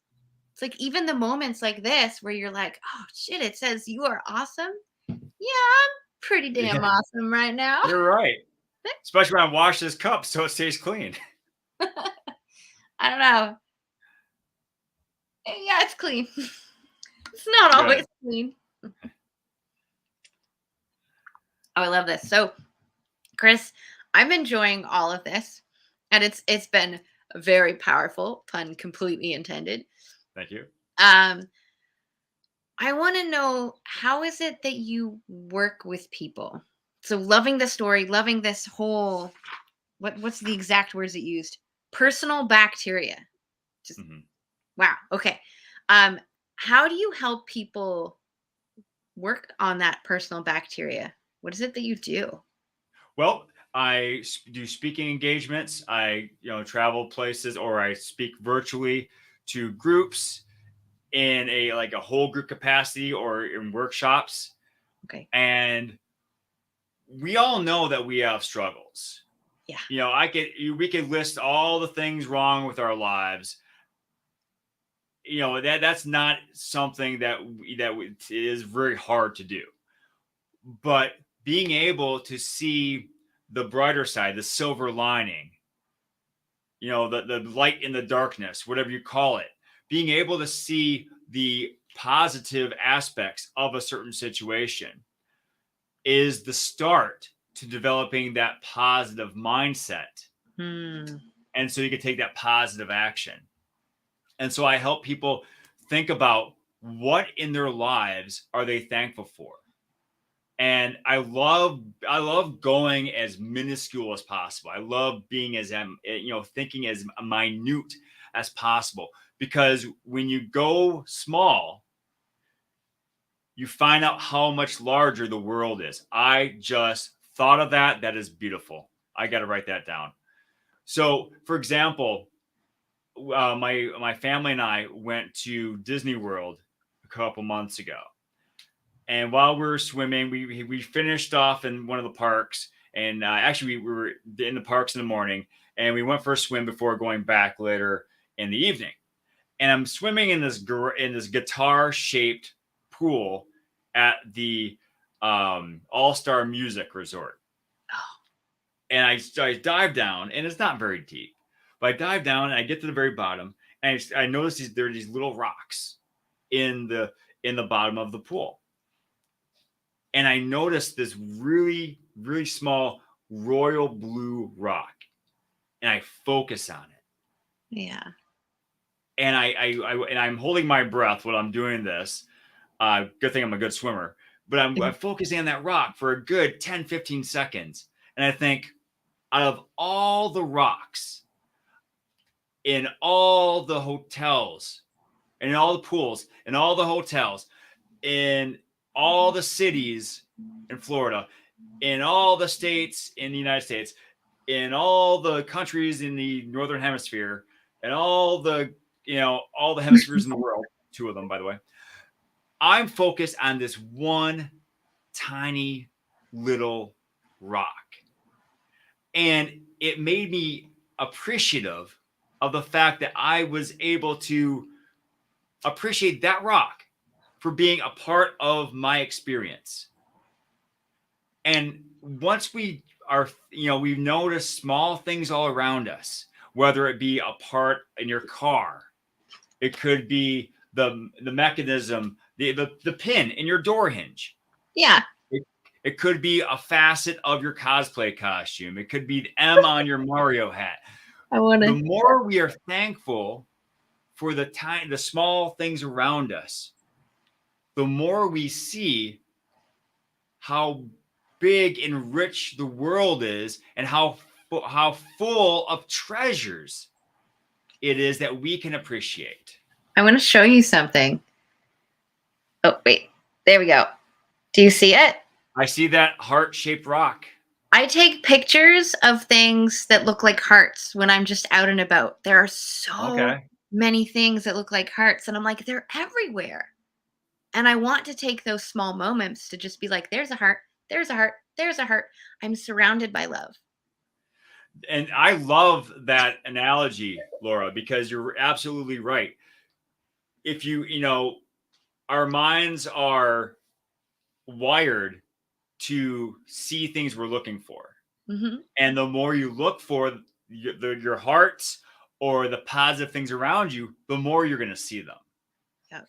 That's why I try to avoid the news, because all the a lot of news is if it bleeds, it leads. It's all negativity, trying to get people to watch and see how horrible the world is. But if you get away from the news, you focus on what is good around the world, what positive things are around us, you're going to see a lot more of that. I love this. And so that's what I help people do. I'm sorry, go ahead. I said I love all this, and I love all the hearts. Well, I love hearts too. They keep us going, literally. I don't know. Mine starts and stops all the time. What's that? I said, I don't know. Mine starts and stops all the time. Well, at least it starts again. It does. It does. It only stops for a moment, and then we're good. Okay. Yeah. All right. So I help people find the appreciation of things all around them. Then I help them, learn how to actively augment their appreciation of others. It's a little process I call the AAA, where I help them, like that little rock, I help them focus on a person in their lives and try to find all the positive aspects about that person that they can appreciate more fully. And then again, we start brainstorming about how can they make the world a better place for other people in their lives by giving others a reason to be grateful. And a lot of times when I present to different groups, like in a couple months ago, I presented to a Mother of Multiples workshop in Minneapolis, which is in Minnesota, which is southwest of you. And thank you. You're welcome. And I shared a tag journal. It's a year-long journal where every day they can write down something they appreciate, someone they appreciate, and why, and some way they can give another person to be grateful. And I'm actually working on a book right now that is going to be part my story and message, part journal. We're going to tie those two together so people can hear my story and then learn my lessons and then practice what I'm teaching them on a daily basis. I've been thinking about that too. So I love that you brought up speaking. I love that you brought up writing books. I love that you brought up just the many ways that you share your message, since that's what this whole show is about. It's amplifying your message, not just your message because you're here, but people get to hear that story and see how you're choosing to do it and go, oh yeah, that might work for me. That is a fun way that I like to express myself in business. Maybe that would be something that I could do sustainably. And so I love all this conversation. We have about 5 minutes left, so let us know how we can reach out to you, what the best way to do that is, and what is it that Definitely. you're working on? Well, thank you for first of all, Laura, for having me on. I greatly appreciate getting to know you and talking with you and chatting with you. You can reach out to me at chrisdtgordon.com. That's my website. That's where you can find a lot of what I'm doing for speaking. You can also find my platform, which is called Scar Bearers, which is my podcast, where I interview others to share their tales of trial and triumph. In fact, our mutual friend Scott McDermott, is on this week. His podcast, his YouTube episode dropped yesterday. His podcast episode will air on Thursday. Nice. And then my YouTube channel is called Chris DT Gordon.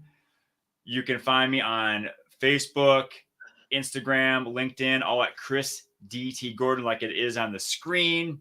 Yep. You can also go to the website and find a "What is your favorite dinosaur" shirt. This is the last question I always ask my guests, because I saw one time someone was lamenting on Facebook, no one ever asked me what my favorite dinosaur is. So I've been asked before. I'm going to be that guy. In an interview. What's that? I said I have been asked before in an interview what my favorite dinosaur was. What was your answer? I can't decide between the Stegosaurus and the Ankylosaurus. I love them both. They're just adorable. You are my favorite person right now. That is my favorite dinosaur. The Ankylosaurus? Ankylosaurus. Oh, so cute. Yes. Like, I just want to hug them and love them and like scritch them. Yeah, and club their tail, right? Well, no, I just want to hug their tail. We just hold on because it's pretty strong. I know. So you can find this shirt, you can find tag shirts and other merchandise at my merch store, which is called Chris DT Gordon's Tag and Pop Shop, which is at the Chris DT Gordon website. And you can also email me at chris@chrisdtgordon.com. I'm looking to serve in high schools, colleges, businesses. I'm starting to expand my reach to talk with businesses, to help businesses and organizations develop that greater sense of gratitude, positivity, and resilience to improve their workplace and to keep employees happy, because when employees are happy, employers are happy. When employers are happy, everyone's happy. I might have more people to connect you with because of the whole resilience thing too. All right. I know so many people who are also speakers, who are also event organizers. We're just really this big community of people. It's like, I've been finding that out. Yes. And then since we do have like a few seconds left, what are you working on right now? Are you mostly working on the speaking stuff, or do you have a specific project? I am working on the book, like I said. I've been working on it every day. I'm working on expanding my speaking business. I'm not as impressive as Scott is, but I am training to qualify for the Boston Marathon by 2030. I've been dealing with some running injuries, so I'm getting on the other side of those. I'm starting to run more, and I'm looking to qualify in the next couple of years for Boston. I know Boston is cliche, but I was in Boston 2016. I went to the finish line, and I thought, oh yeah, I got to cross this someday. The trouble is I'm not a very good marathoner, so I got to work on that. I'm a much better halfer and a 10K runner and 5K, but I'll work on it. And then otherwise, just being the best. What's that? I said I'll run to catch the bus. Running really hurts, so I don't. Otherwise, just working on being the best husband, father, teacher, speaker I can be. Aw. Well, I really enjoyed this, Chris, and thank you for wearing your cape.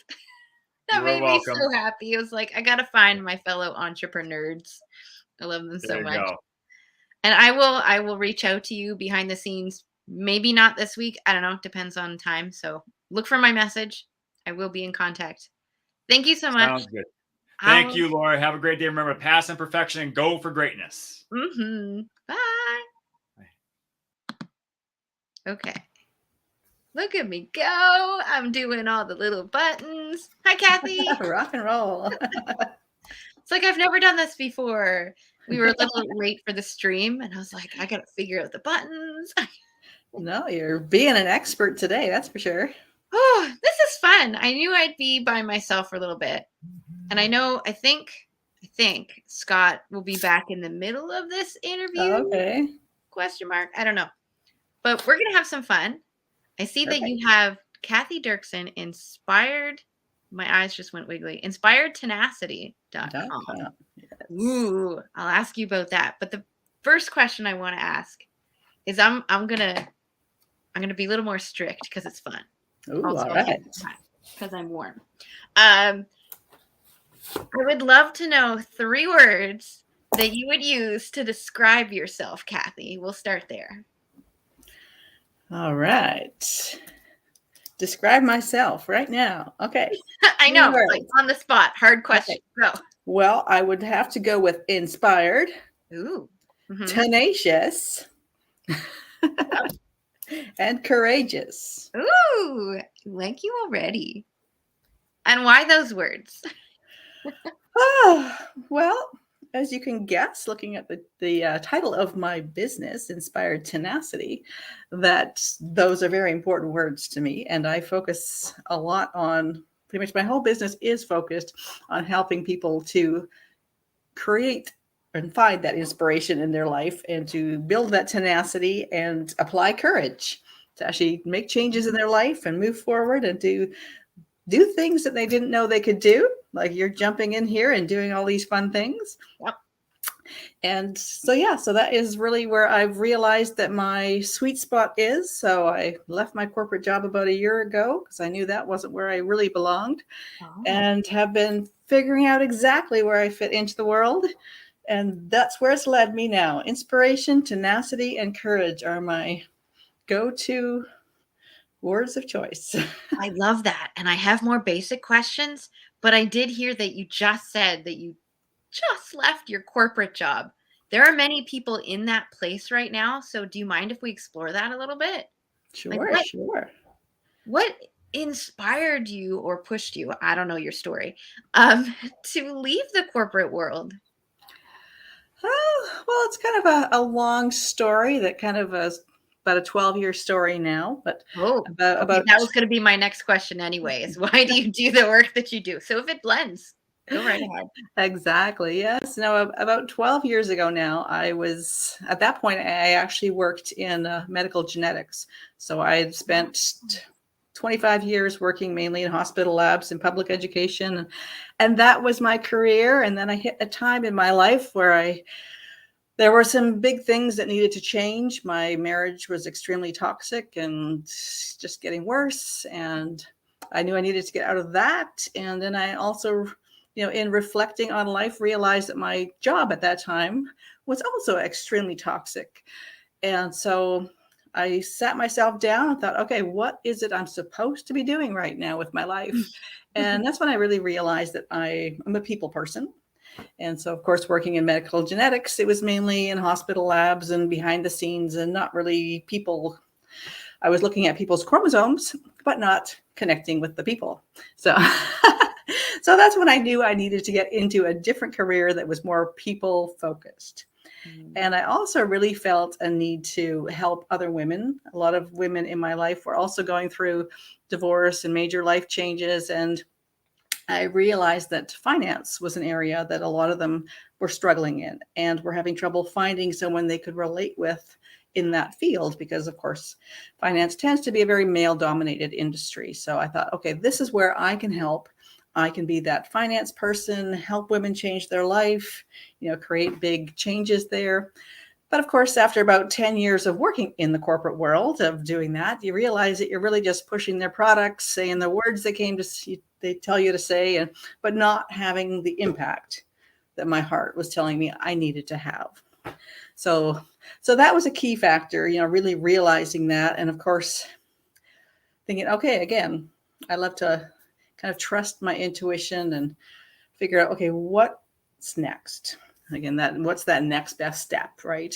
And to realize, okay, I have all this experience now. I'm a mother. I've gone through a divorce. I've got, background in science, a background in finance, kind of a lot of life skills learned along the way.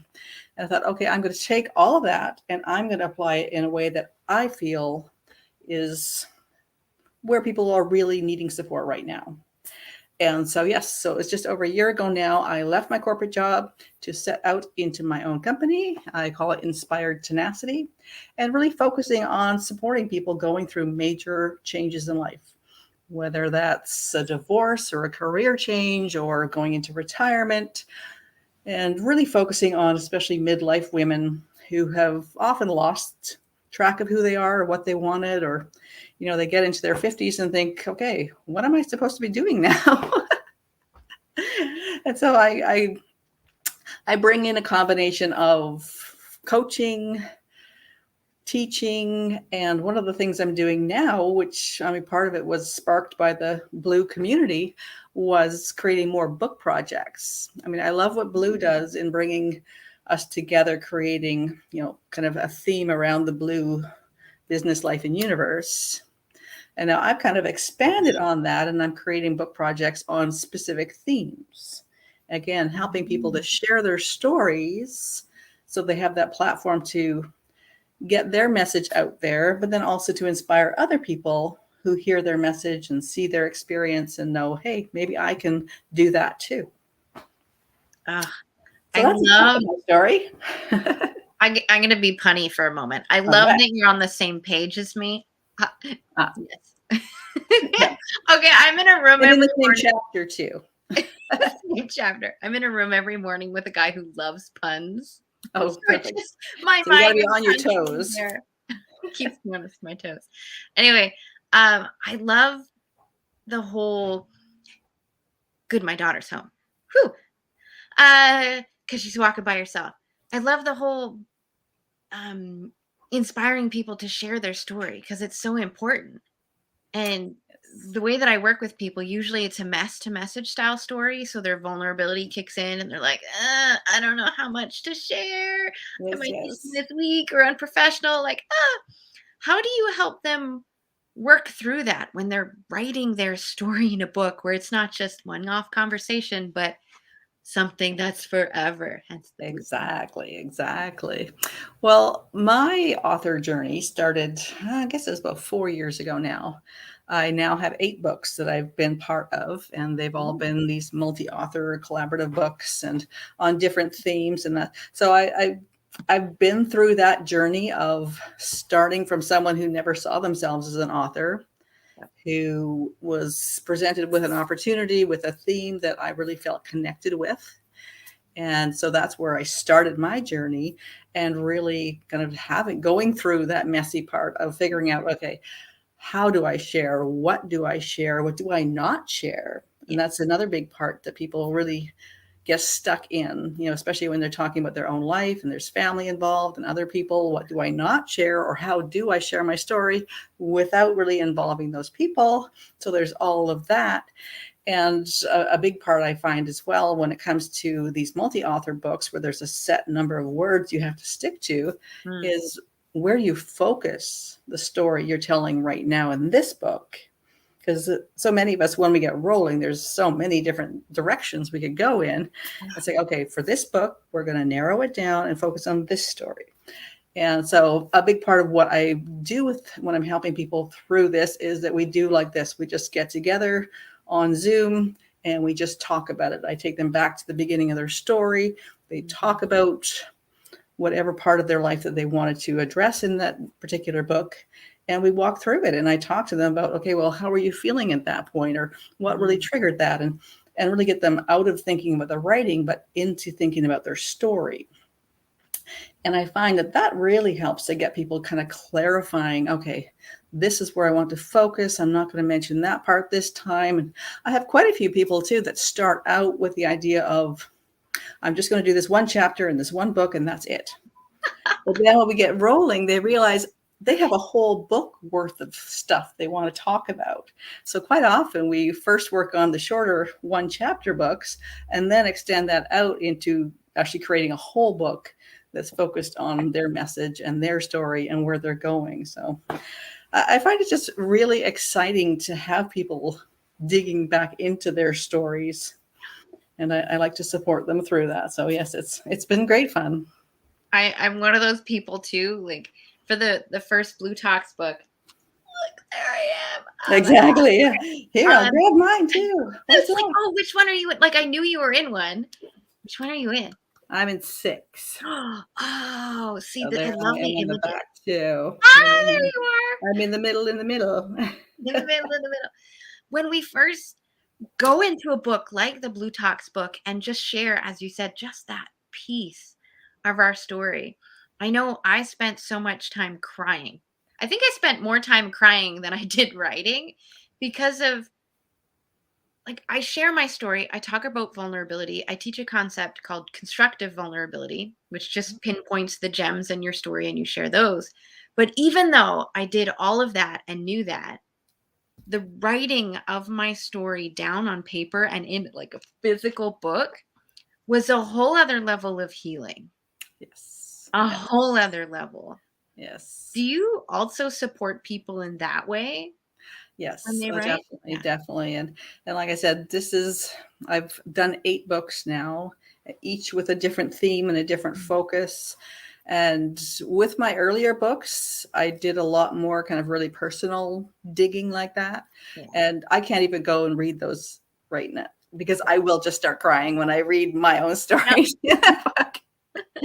The story I did in the Bluetooth or the bLU book, I actually, because we have the business, life, and universe theme in that book, I actually kind of chose a theme that kind of covered a few of those areas. So I actually titled my chapter in that book Business and Butterflies.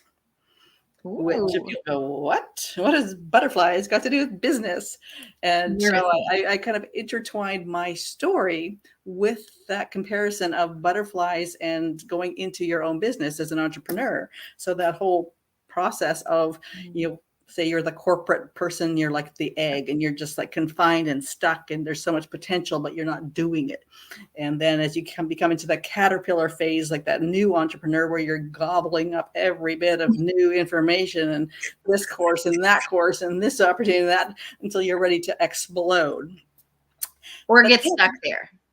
Well, exactly. And that's one of my favorite quotes actually is, what does it take to become a butterfly? Ooh. You have to be willing to give up being the caterpillar. And that is a huge part. But my favorite part of that comparison with business and butterflies is the cocoon stage. Yes. Because most people think, okay, well, the caterpillar just went in there, they're going to grow wings and they're coming out. But no, they went in there, they literally melted down to almost nothing, created a whole new identity before coming back out. And to me, that's what we have to do as entrepreneurs or other major life transitions. We need to step into a whole new identity. And that's what really hangs a lot of people up in going into business, is that they're still stuck on who they were and not taking ownership of this new who they are. So that's what I really love, that cocoon phase. And going back to what we were talking about earlier too, with the being on the same page or the chapter. And I always like to remind people that caterpillars and butterflies have the same DNA. Yes. The DNA did not change. So we can kind of think about it like now they're reading from a different chapter in the book that was always there. So again, thinking of us going into the entrepreneur thing, those skills and things that we need to really be successful as an entrepreneur, they're often skills we already have, but we're not letting ourselves read from that chapter.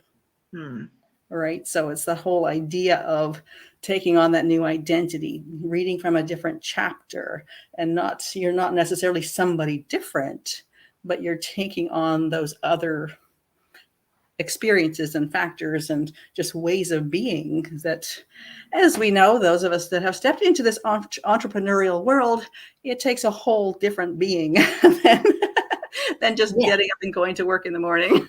Oh, yes. There are some phrases that popped into my head as you were saying that. And the first one being, go get a real job. That's not how business is done. This is our standard. Like, we hear so many of these phrases that just feel like they're bombarded at us. Yes. And sometimes they're in love. It's like they just want the best for us. Sometimes they're from the place of fear of the person saying it and their belief systems. But as entrepreneurs, the big mindset piece of that is that we want to question. We want to do things differently. Yes. And while sometimes seen as a bad thing, it is what makes us beautiful and magical at the same time. So how do we stay in that mindset of, it's not that I don't have to listen to those, it's that I can choose whether or not to accept those on different levels. Exactly. And that kind of leads me over to as well. One of the other things I focus on a lot when I am helping people get through major transitions and just step into that other thing they want to be doing is that quite often your immediate family and friends are not the people you need to lean on for this. They, like you said, are often the people that will say, oh, don't do that. Oh, don't worry about that. Just stay where you are. Like you said, they're trying to keep you safe. Really, they're not trying to squash you. They're not trying to make you feel bad. They really are trying to keep you safe. But they are not the ones in most cases that are going to say, yes, go for that new thing. Go do something completely different. Leave behind what you've known. Just go. So creating and stepping into another community like the bLU Talks group is, in my mind, a critical part of stepping into anything new. Again, whether it's becoming an entrepreneur, whether it's going into retirement, whether it's going through a divorce, connecting with other people who are supporting you and encouraging you and leading the way is so important. I'm going to have like a roundabout story here for a moment. Perfect. Because it made me think of support and how as entrepreneurs, we really do need so much support. And I didn't realize just how much until this happened to me. So I started my business without support at all. And I tried doing my thing for a little while. And, life gets to you. All of the family and the friends that mean so well with their love, they just eventually pull you down to a certain level that I'm like, fine. There was this call for models, singers, actresses, all of that kind of stuff in my local town. And I was like, I got all those skills. I've done that so many times before. I'm just going to go do it. And I filled out all the stuff. They love me. They love my personality. They ask you to fill out this form. And they're like, the most important question on this form is, do you have support from your family to do this? Oh. Wow. And if you answered no, they would not accept you. Really? Wow. Yeah. But they don't tell you that until afterwards. Right. So I was like, maybe.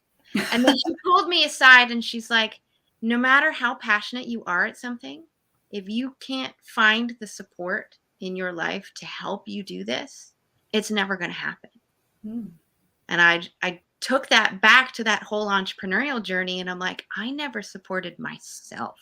Yes. Why would anybody, especially in my family, want to support me doing so? And now, as with our stories and stuff, we're learning to reach out and create those communities that give us that support that we need.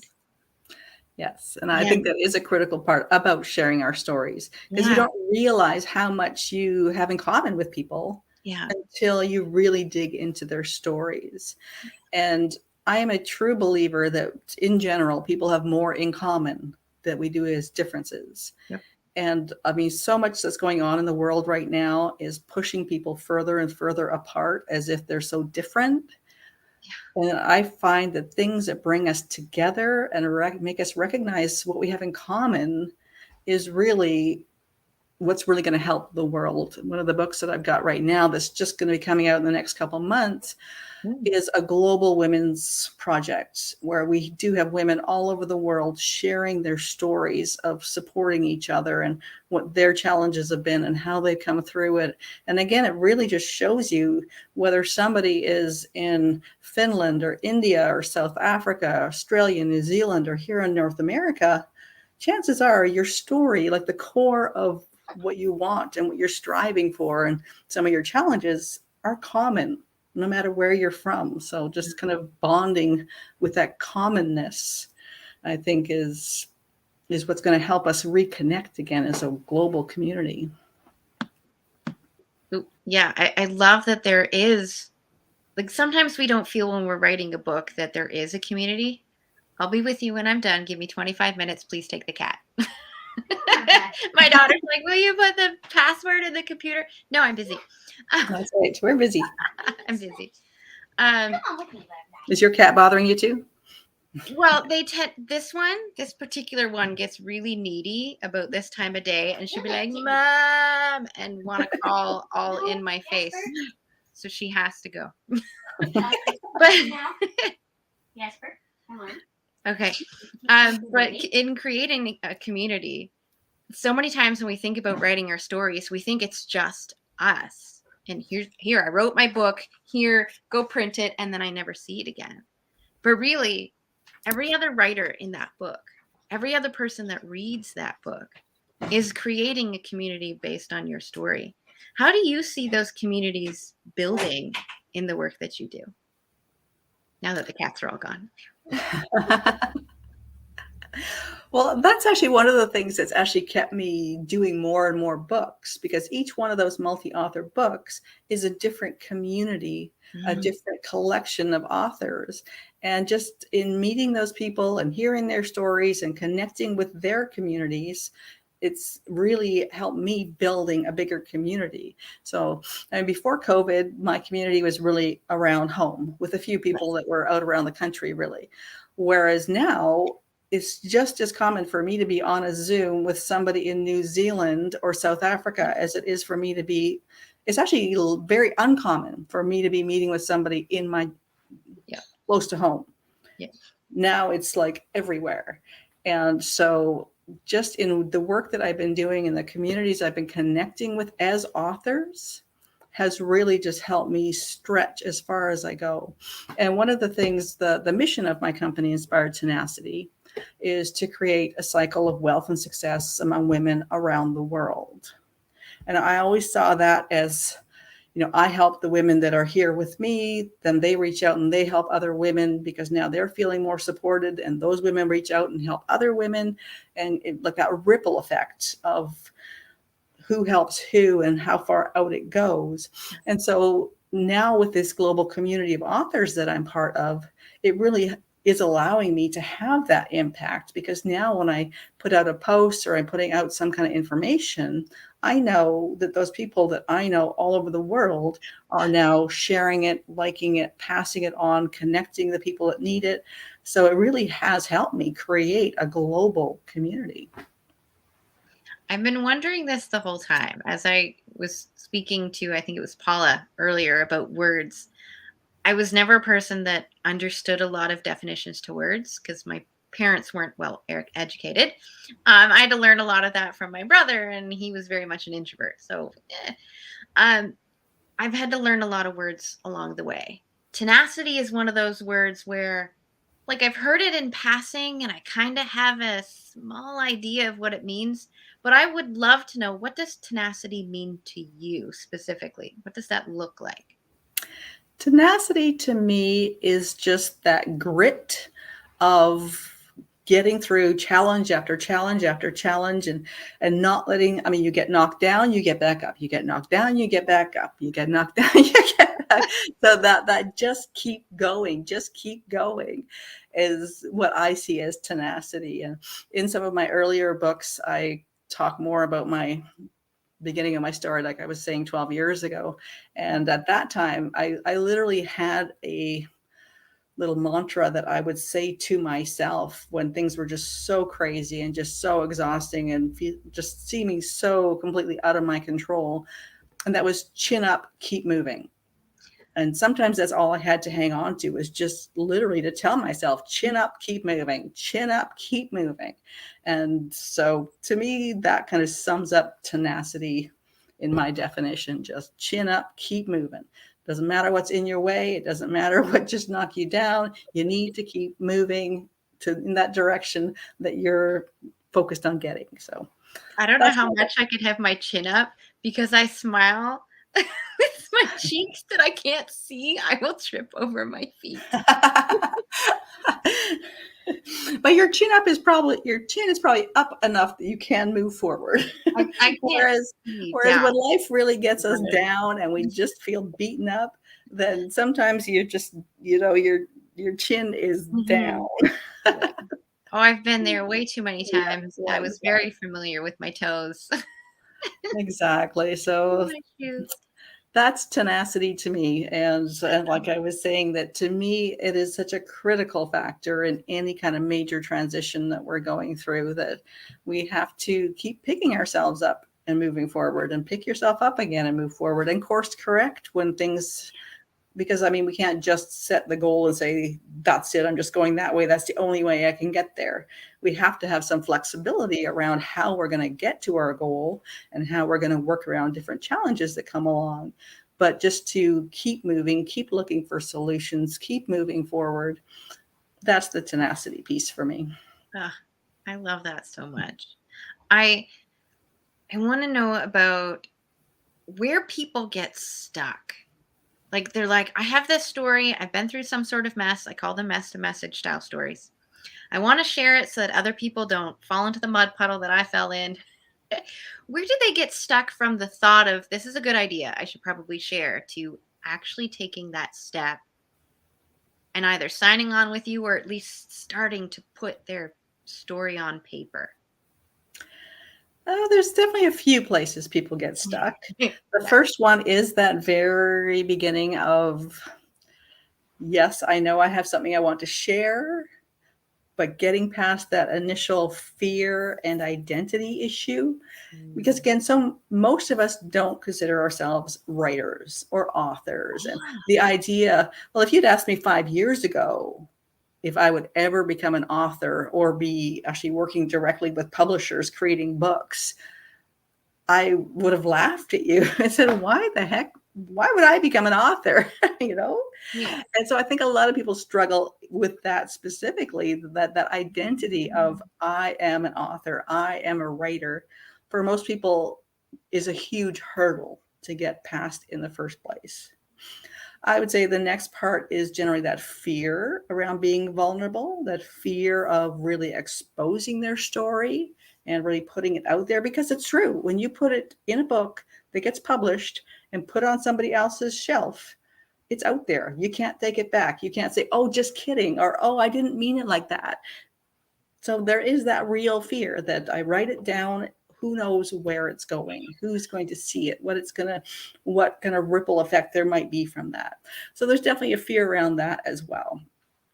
And both of those fears I find are where I can help out the most, because again, sitting down like this and just really having that conversation about what it is you want to share, who do you want to share that with, and why.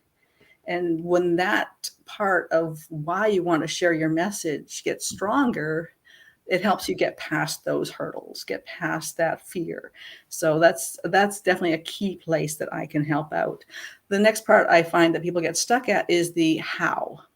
How do I go from this idea of I want to write my story to actually putting it on paper, connecting with publishers, getting it launched, getting it actually circulating so it's a real book somewhere. So,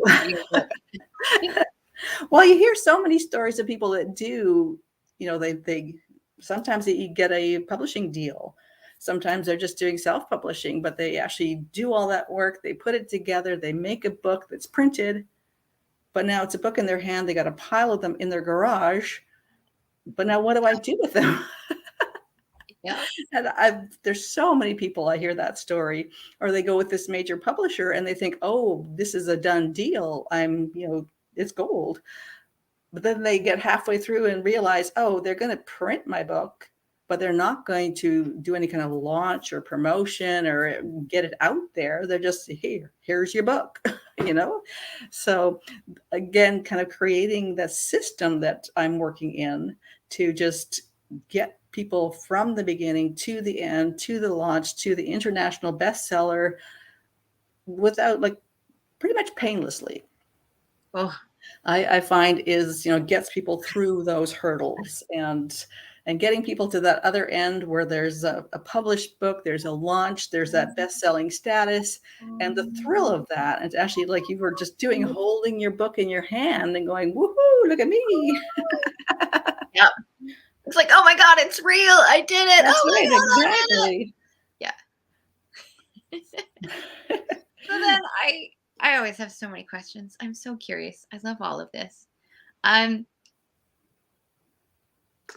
When is a good time for us to say, you know what, I'm going to self-publish and maybe it'll just be digital?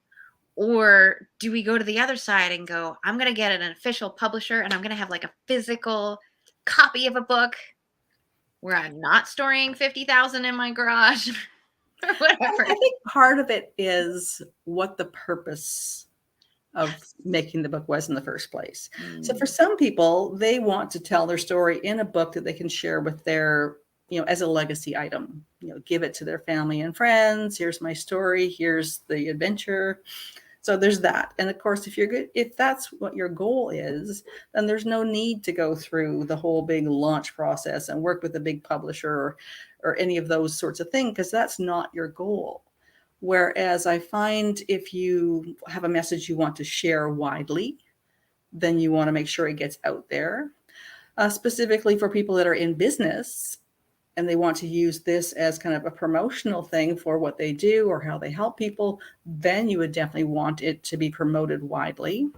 One of the big focuses I'm working on now is actually going to specific groups and looking at the idea of creating a book that is their book. Like, say, here we have locally a few different women's associations, just women's business associations, and having them publish a book that's branded and labeled to their association, filled with their members' stories. Now they've got a book that they can both say, hey, look, our association has this book we did, but also that now they can sell it at their events as fundraisers. They can, promote it as individual members of, hey, I was part of this book. So I think as a business owner and as an association, I think it's really helpful to be able to say, here's my book, here's our stories, this is what we are about, I think is huge. So that's one of the places that I'm really focusing now, is helping groups do that, create their own book that represents them. Ooh. I had some ideas that popped into my head as you were saying that. I was like, I have a couple questions always. Right. But as I'm thinking about this, there's so many compilation books. And personally, I don't feel drawn to read most compilation books unless they have a specific focus where I'm like, I need to learn that. Yes. Because I don't like fluff. Personally, I'm not a fluff person. Don't give me a 300-page book. It should really be 50. Yeah.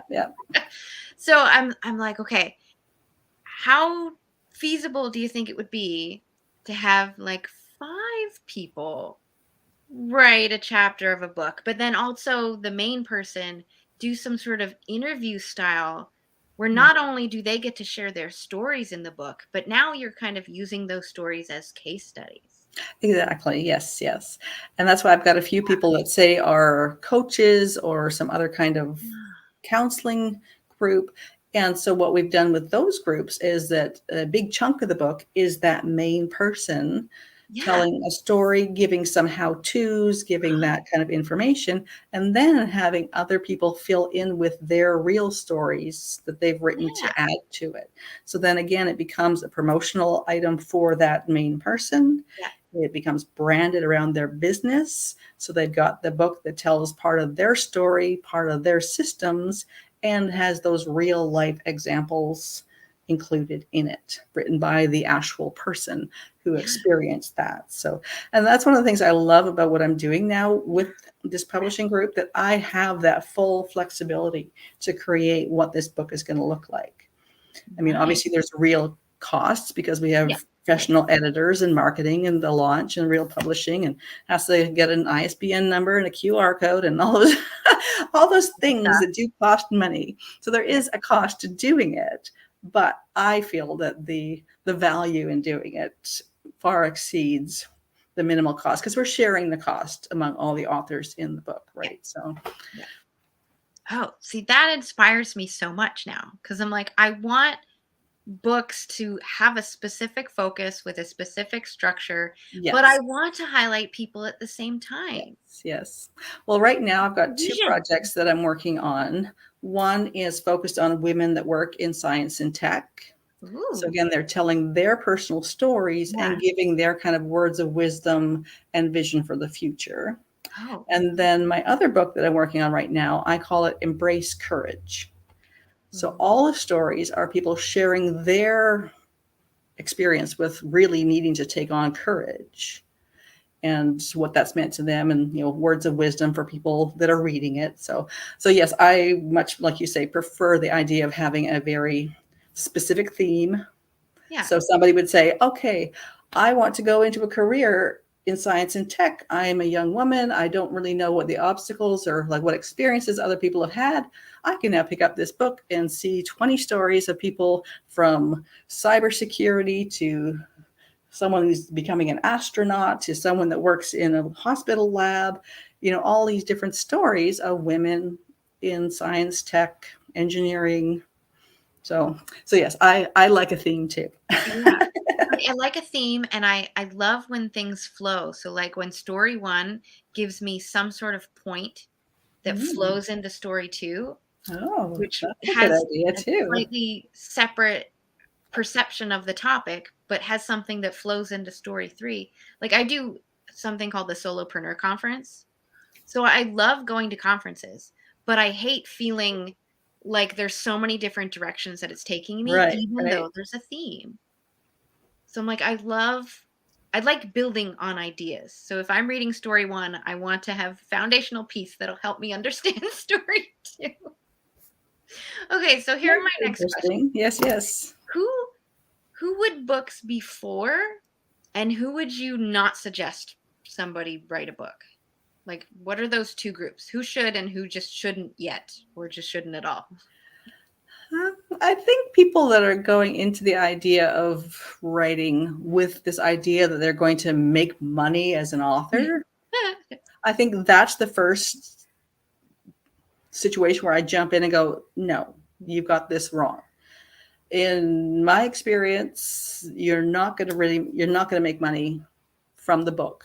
You could sell them at events and things. You bought them for $10, you sell them for $20, you're making $10. If that's how you want to make money, yes, you can definitely do that. You will not make money from the sale of the books out there. Most of the books that I've been involved in that are multi-author books, so again, you got 20 to 50 people involved in the book, any proceeds from sales through Amazon and groups like that go to a specific charity. So we choose a charity, the book represents that charity, and any funds go to that group. So there's no dividing up, okay, this month you get $2 and you get $2, and maybe next month you'll get 50 cents. So none of that. Whatever's left, all of the revenue from the book goes to the charity that, like you say, often supports the theme around the book and is chosen by the authors of the book. So that's the first thing. If you're going into writing a book because you think you're going to make millions of dollars, unless you write a book that's going to become a movie or something like that, chances are you will not make money from your book. So that's the first thing. Don't go into it like that. Second, I would say, are people that just want to do it as a promotional thing. So they're not going into it with that true, I have a story, I need to share this to help other people. I think that we really need to go into sharing our stories from a point of, why are you sharing your story? Like you said, who needs to hear your story and why would they pick it up now? There's nothing more amazing than the feeling of when someone randomly connects with you and says, I read your story and it really helped me to get through whatever that situation was. Those are my When you have favorite. random people messaging you and saying things like that, that's the real value you get from creating your book. So don't do it if you think it's going to make you money, and don't do it just as a promotional thing because someone told you you should. Do it because you truly want to share your story and support the reader in some way. So Katrina has a question. She said, do you also assist writers to work on their own book as you walk alongside them? Yes. And like I was saying earlier, that we often start with the multi-author idea, but so many people then realize I've got a whole book to write. And yes, I stick with them through that whole thing. And we do, like I said, these Zoom kind of chats like this. We work through initial ideas. We go through into what we like to, I love Brene Brown's term, the shitty first draft, and get through all that and get through. And quite often there, especially at the beginning, there is a lot of that moving things around. And, oh, there's this idea that you thought at first was the main thing you want to focus on. And then you realize, well, no, this part over here, I think needs to, again, figure out why are you telling your story? Who are you telling it to? I've got a couple people I'm working with right now. One of them had done an amazing adventure journey off in Australia years ago. And for 20 years, it's been in her mind that, hey, I have to tell this story for 20 years. And now we've connected. She said, can you help me do this? And again, at first she was like, she wanted to do the whole thing all at once. And I'm like, hey, oh, wow, back it off. Let's start with the one chapter. We'll just pick a part of that story, do the one chapter, and then we'll expand on it from there to doing the bigger books. And she loved that idea because she was going through a lot of those challenges we talked about earlier, where just the overwhelm of really jumping into a whole book for the first time, it was just stopping her completely for 20 years. And so now that we've taken it down to, okay, we're going to write one chapter. We're going to get that done, then we'll expand on it. And it's been so much fun. And it's amazing the kind of layers that she's gone through around focus and what's important and what angle to take on different parts of the story. So yes, I do both multi-author books and solo books, and just helping people through those steps and getting them, like I said, from that first idea right through to international bestseller, fun launch, get her done. Get her done. Okay, we have about 3 minutes left, Cathy. Ooh. I know, so exciting. How do we get a hold of you? And what are you working on right now? Mm-hmm. In my little tag under my name here, I've written my website, so inspiredtenacity.com. And on that page, I've got information about my coaching programs. I've got a whole page of the 8 books that I've been involved in so far and where you can buy those if you want to. I've got a gift page where you can actually download PDFs of a couple of them. So it's the final formatted book in a free PDF you can get there. And there's also a page there with my new book projects and how to connect on there. There's links there to book a call with me so we can get together and just chat about what your ideas are or where you might fit.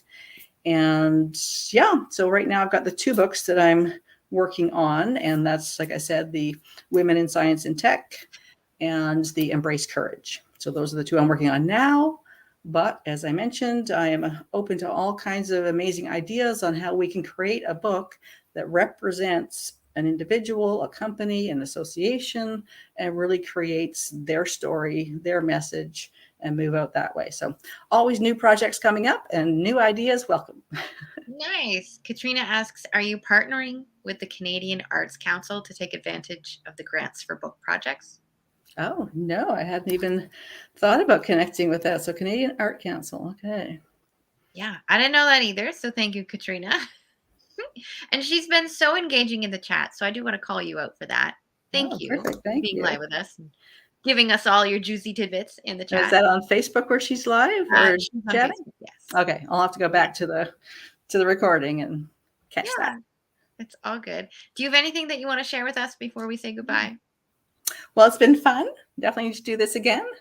And yeah, no, definitely connect with me. I love hearing stories and sharing stories and supporting people in, like I said, creating those stories in different ways. So connect. I love it. LinkedIn is my most common place that you'll find me as far as social media goes. Okay. I'm on Facebook as well, of course, but LinkedIn is where I'm most active. So you'll find all those links on my website too, inspiredtenacity.com. Yeah, I'm working on getting back into LinkedIn. Working on it. Because I know that's where my audience would be. It's not so much on Facebook, but more along Instagram, Clubhouse. Are you on Clubhouse?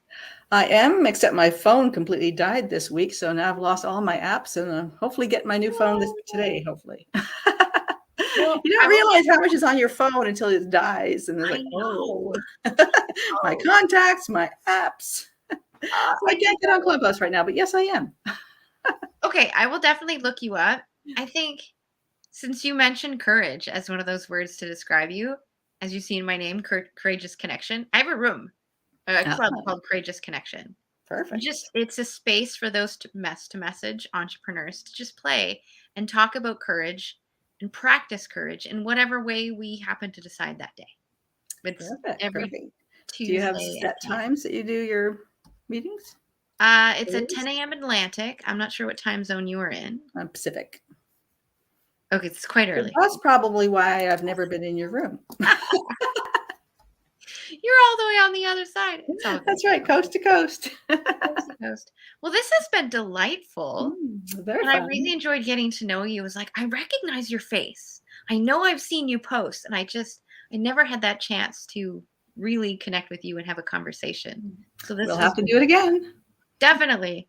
And I want to thank everyone for joining us here at the Blue Talks Day 2 with all of our wonderful guests. I encourage you to join us tomorrow for Day 3.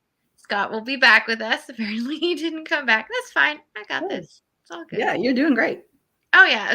I love people. this you is don't need the sidekick, but that cape.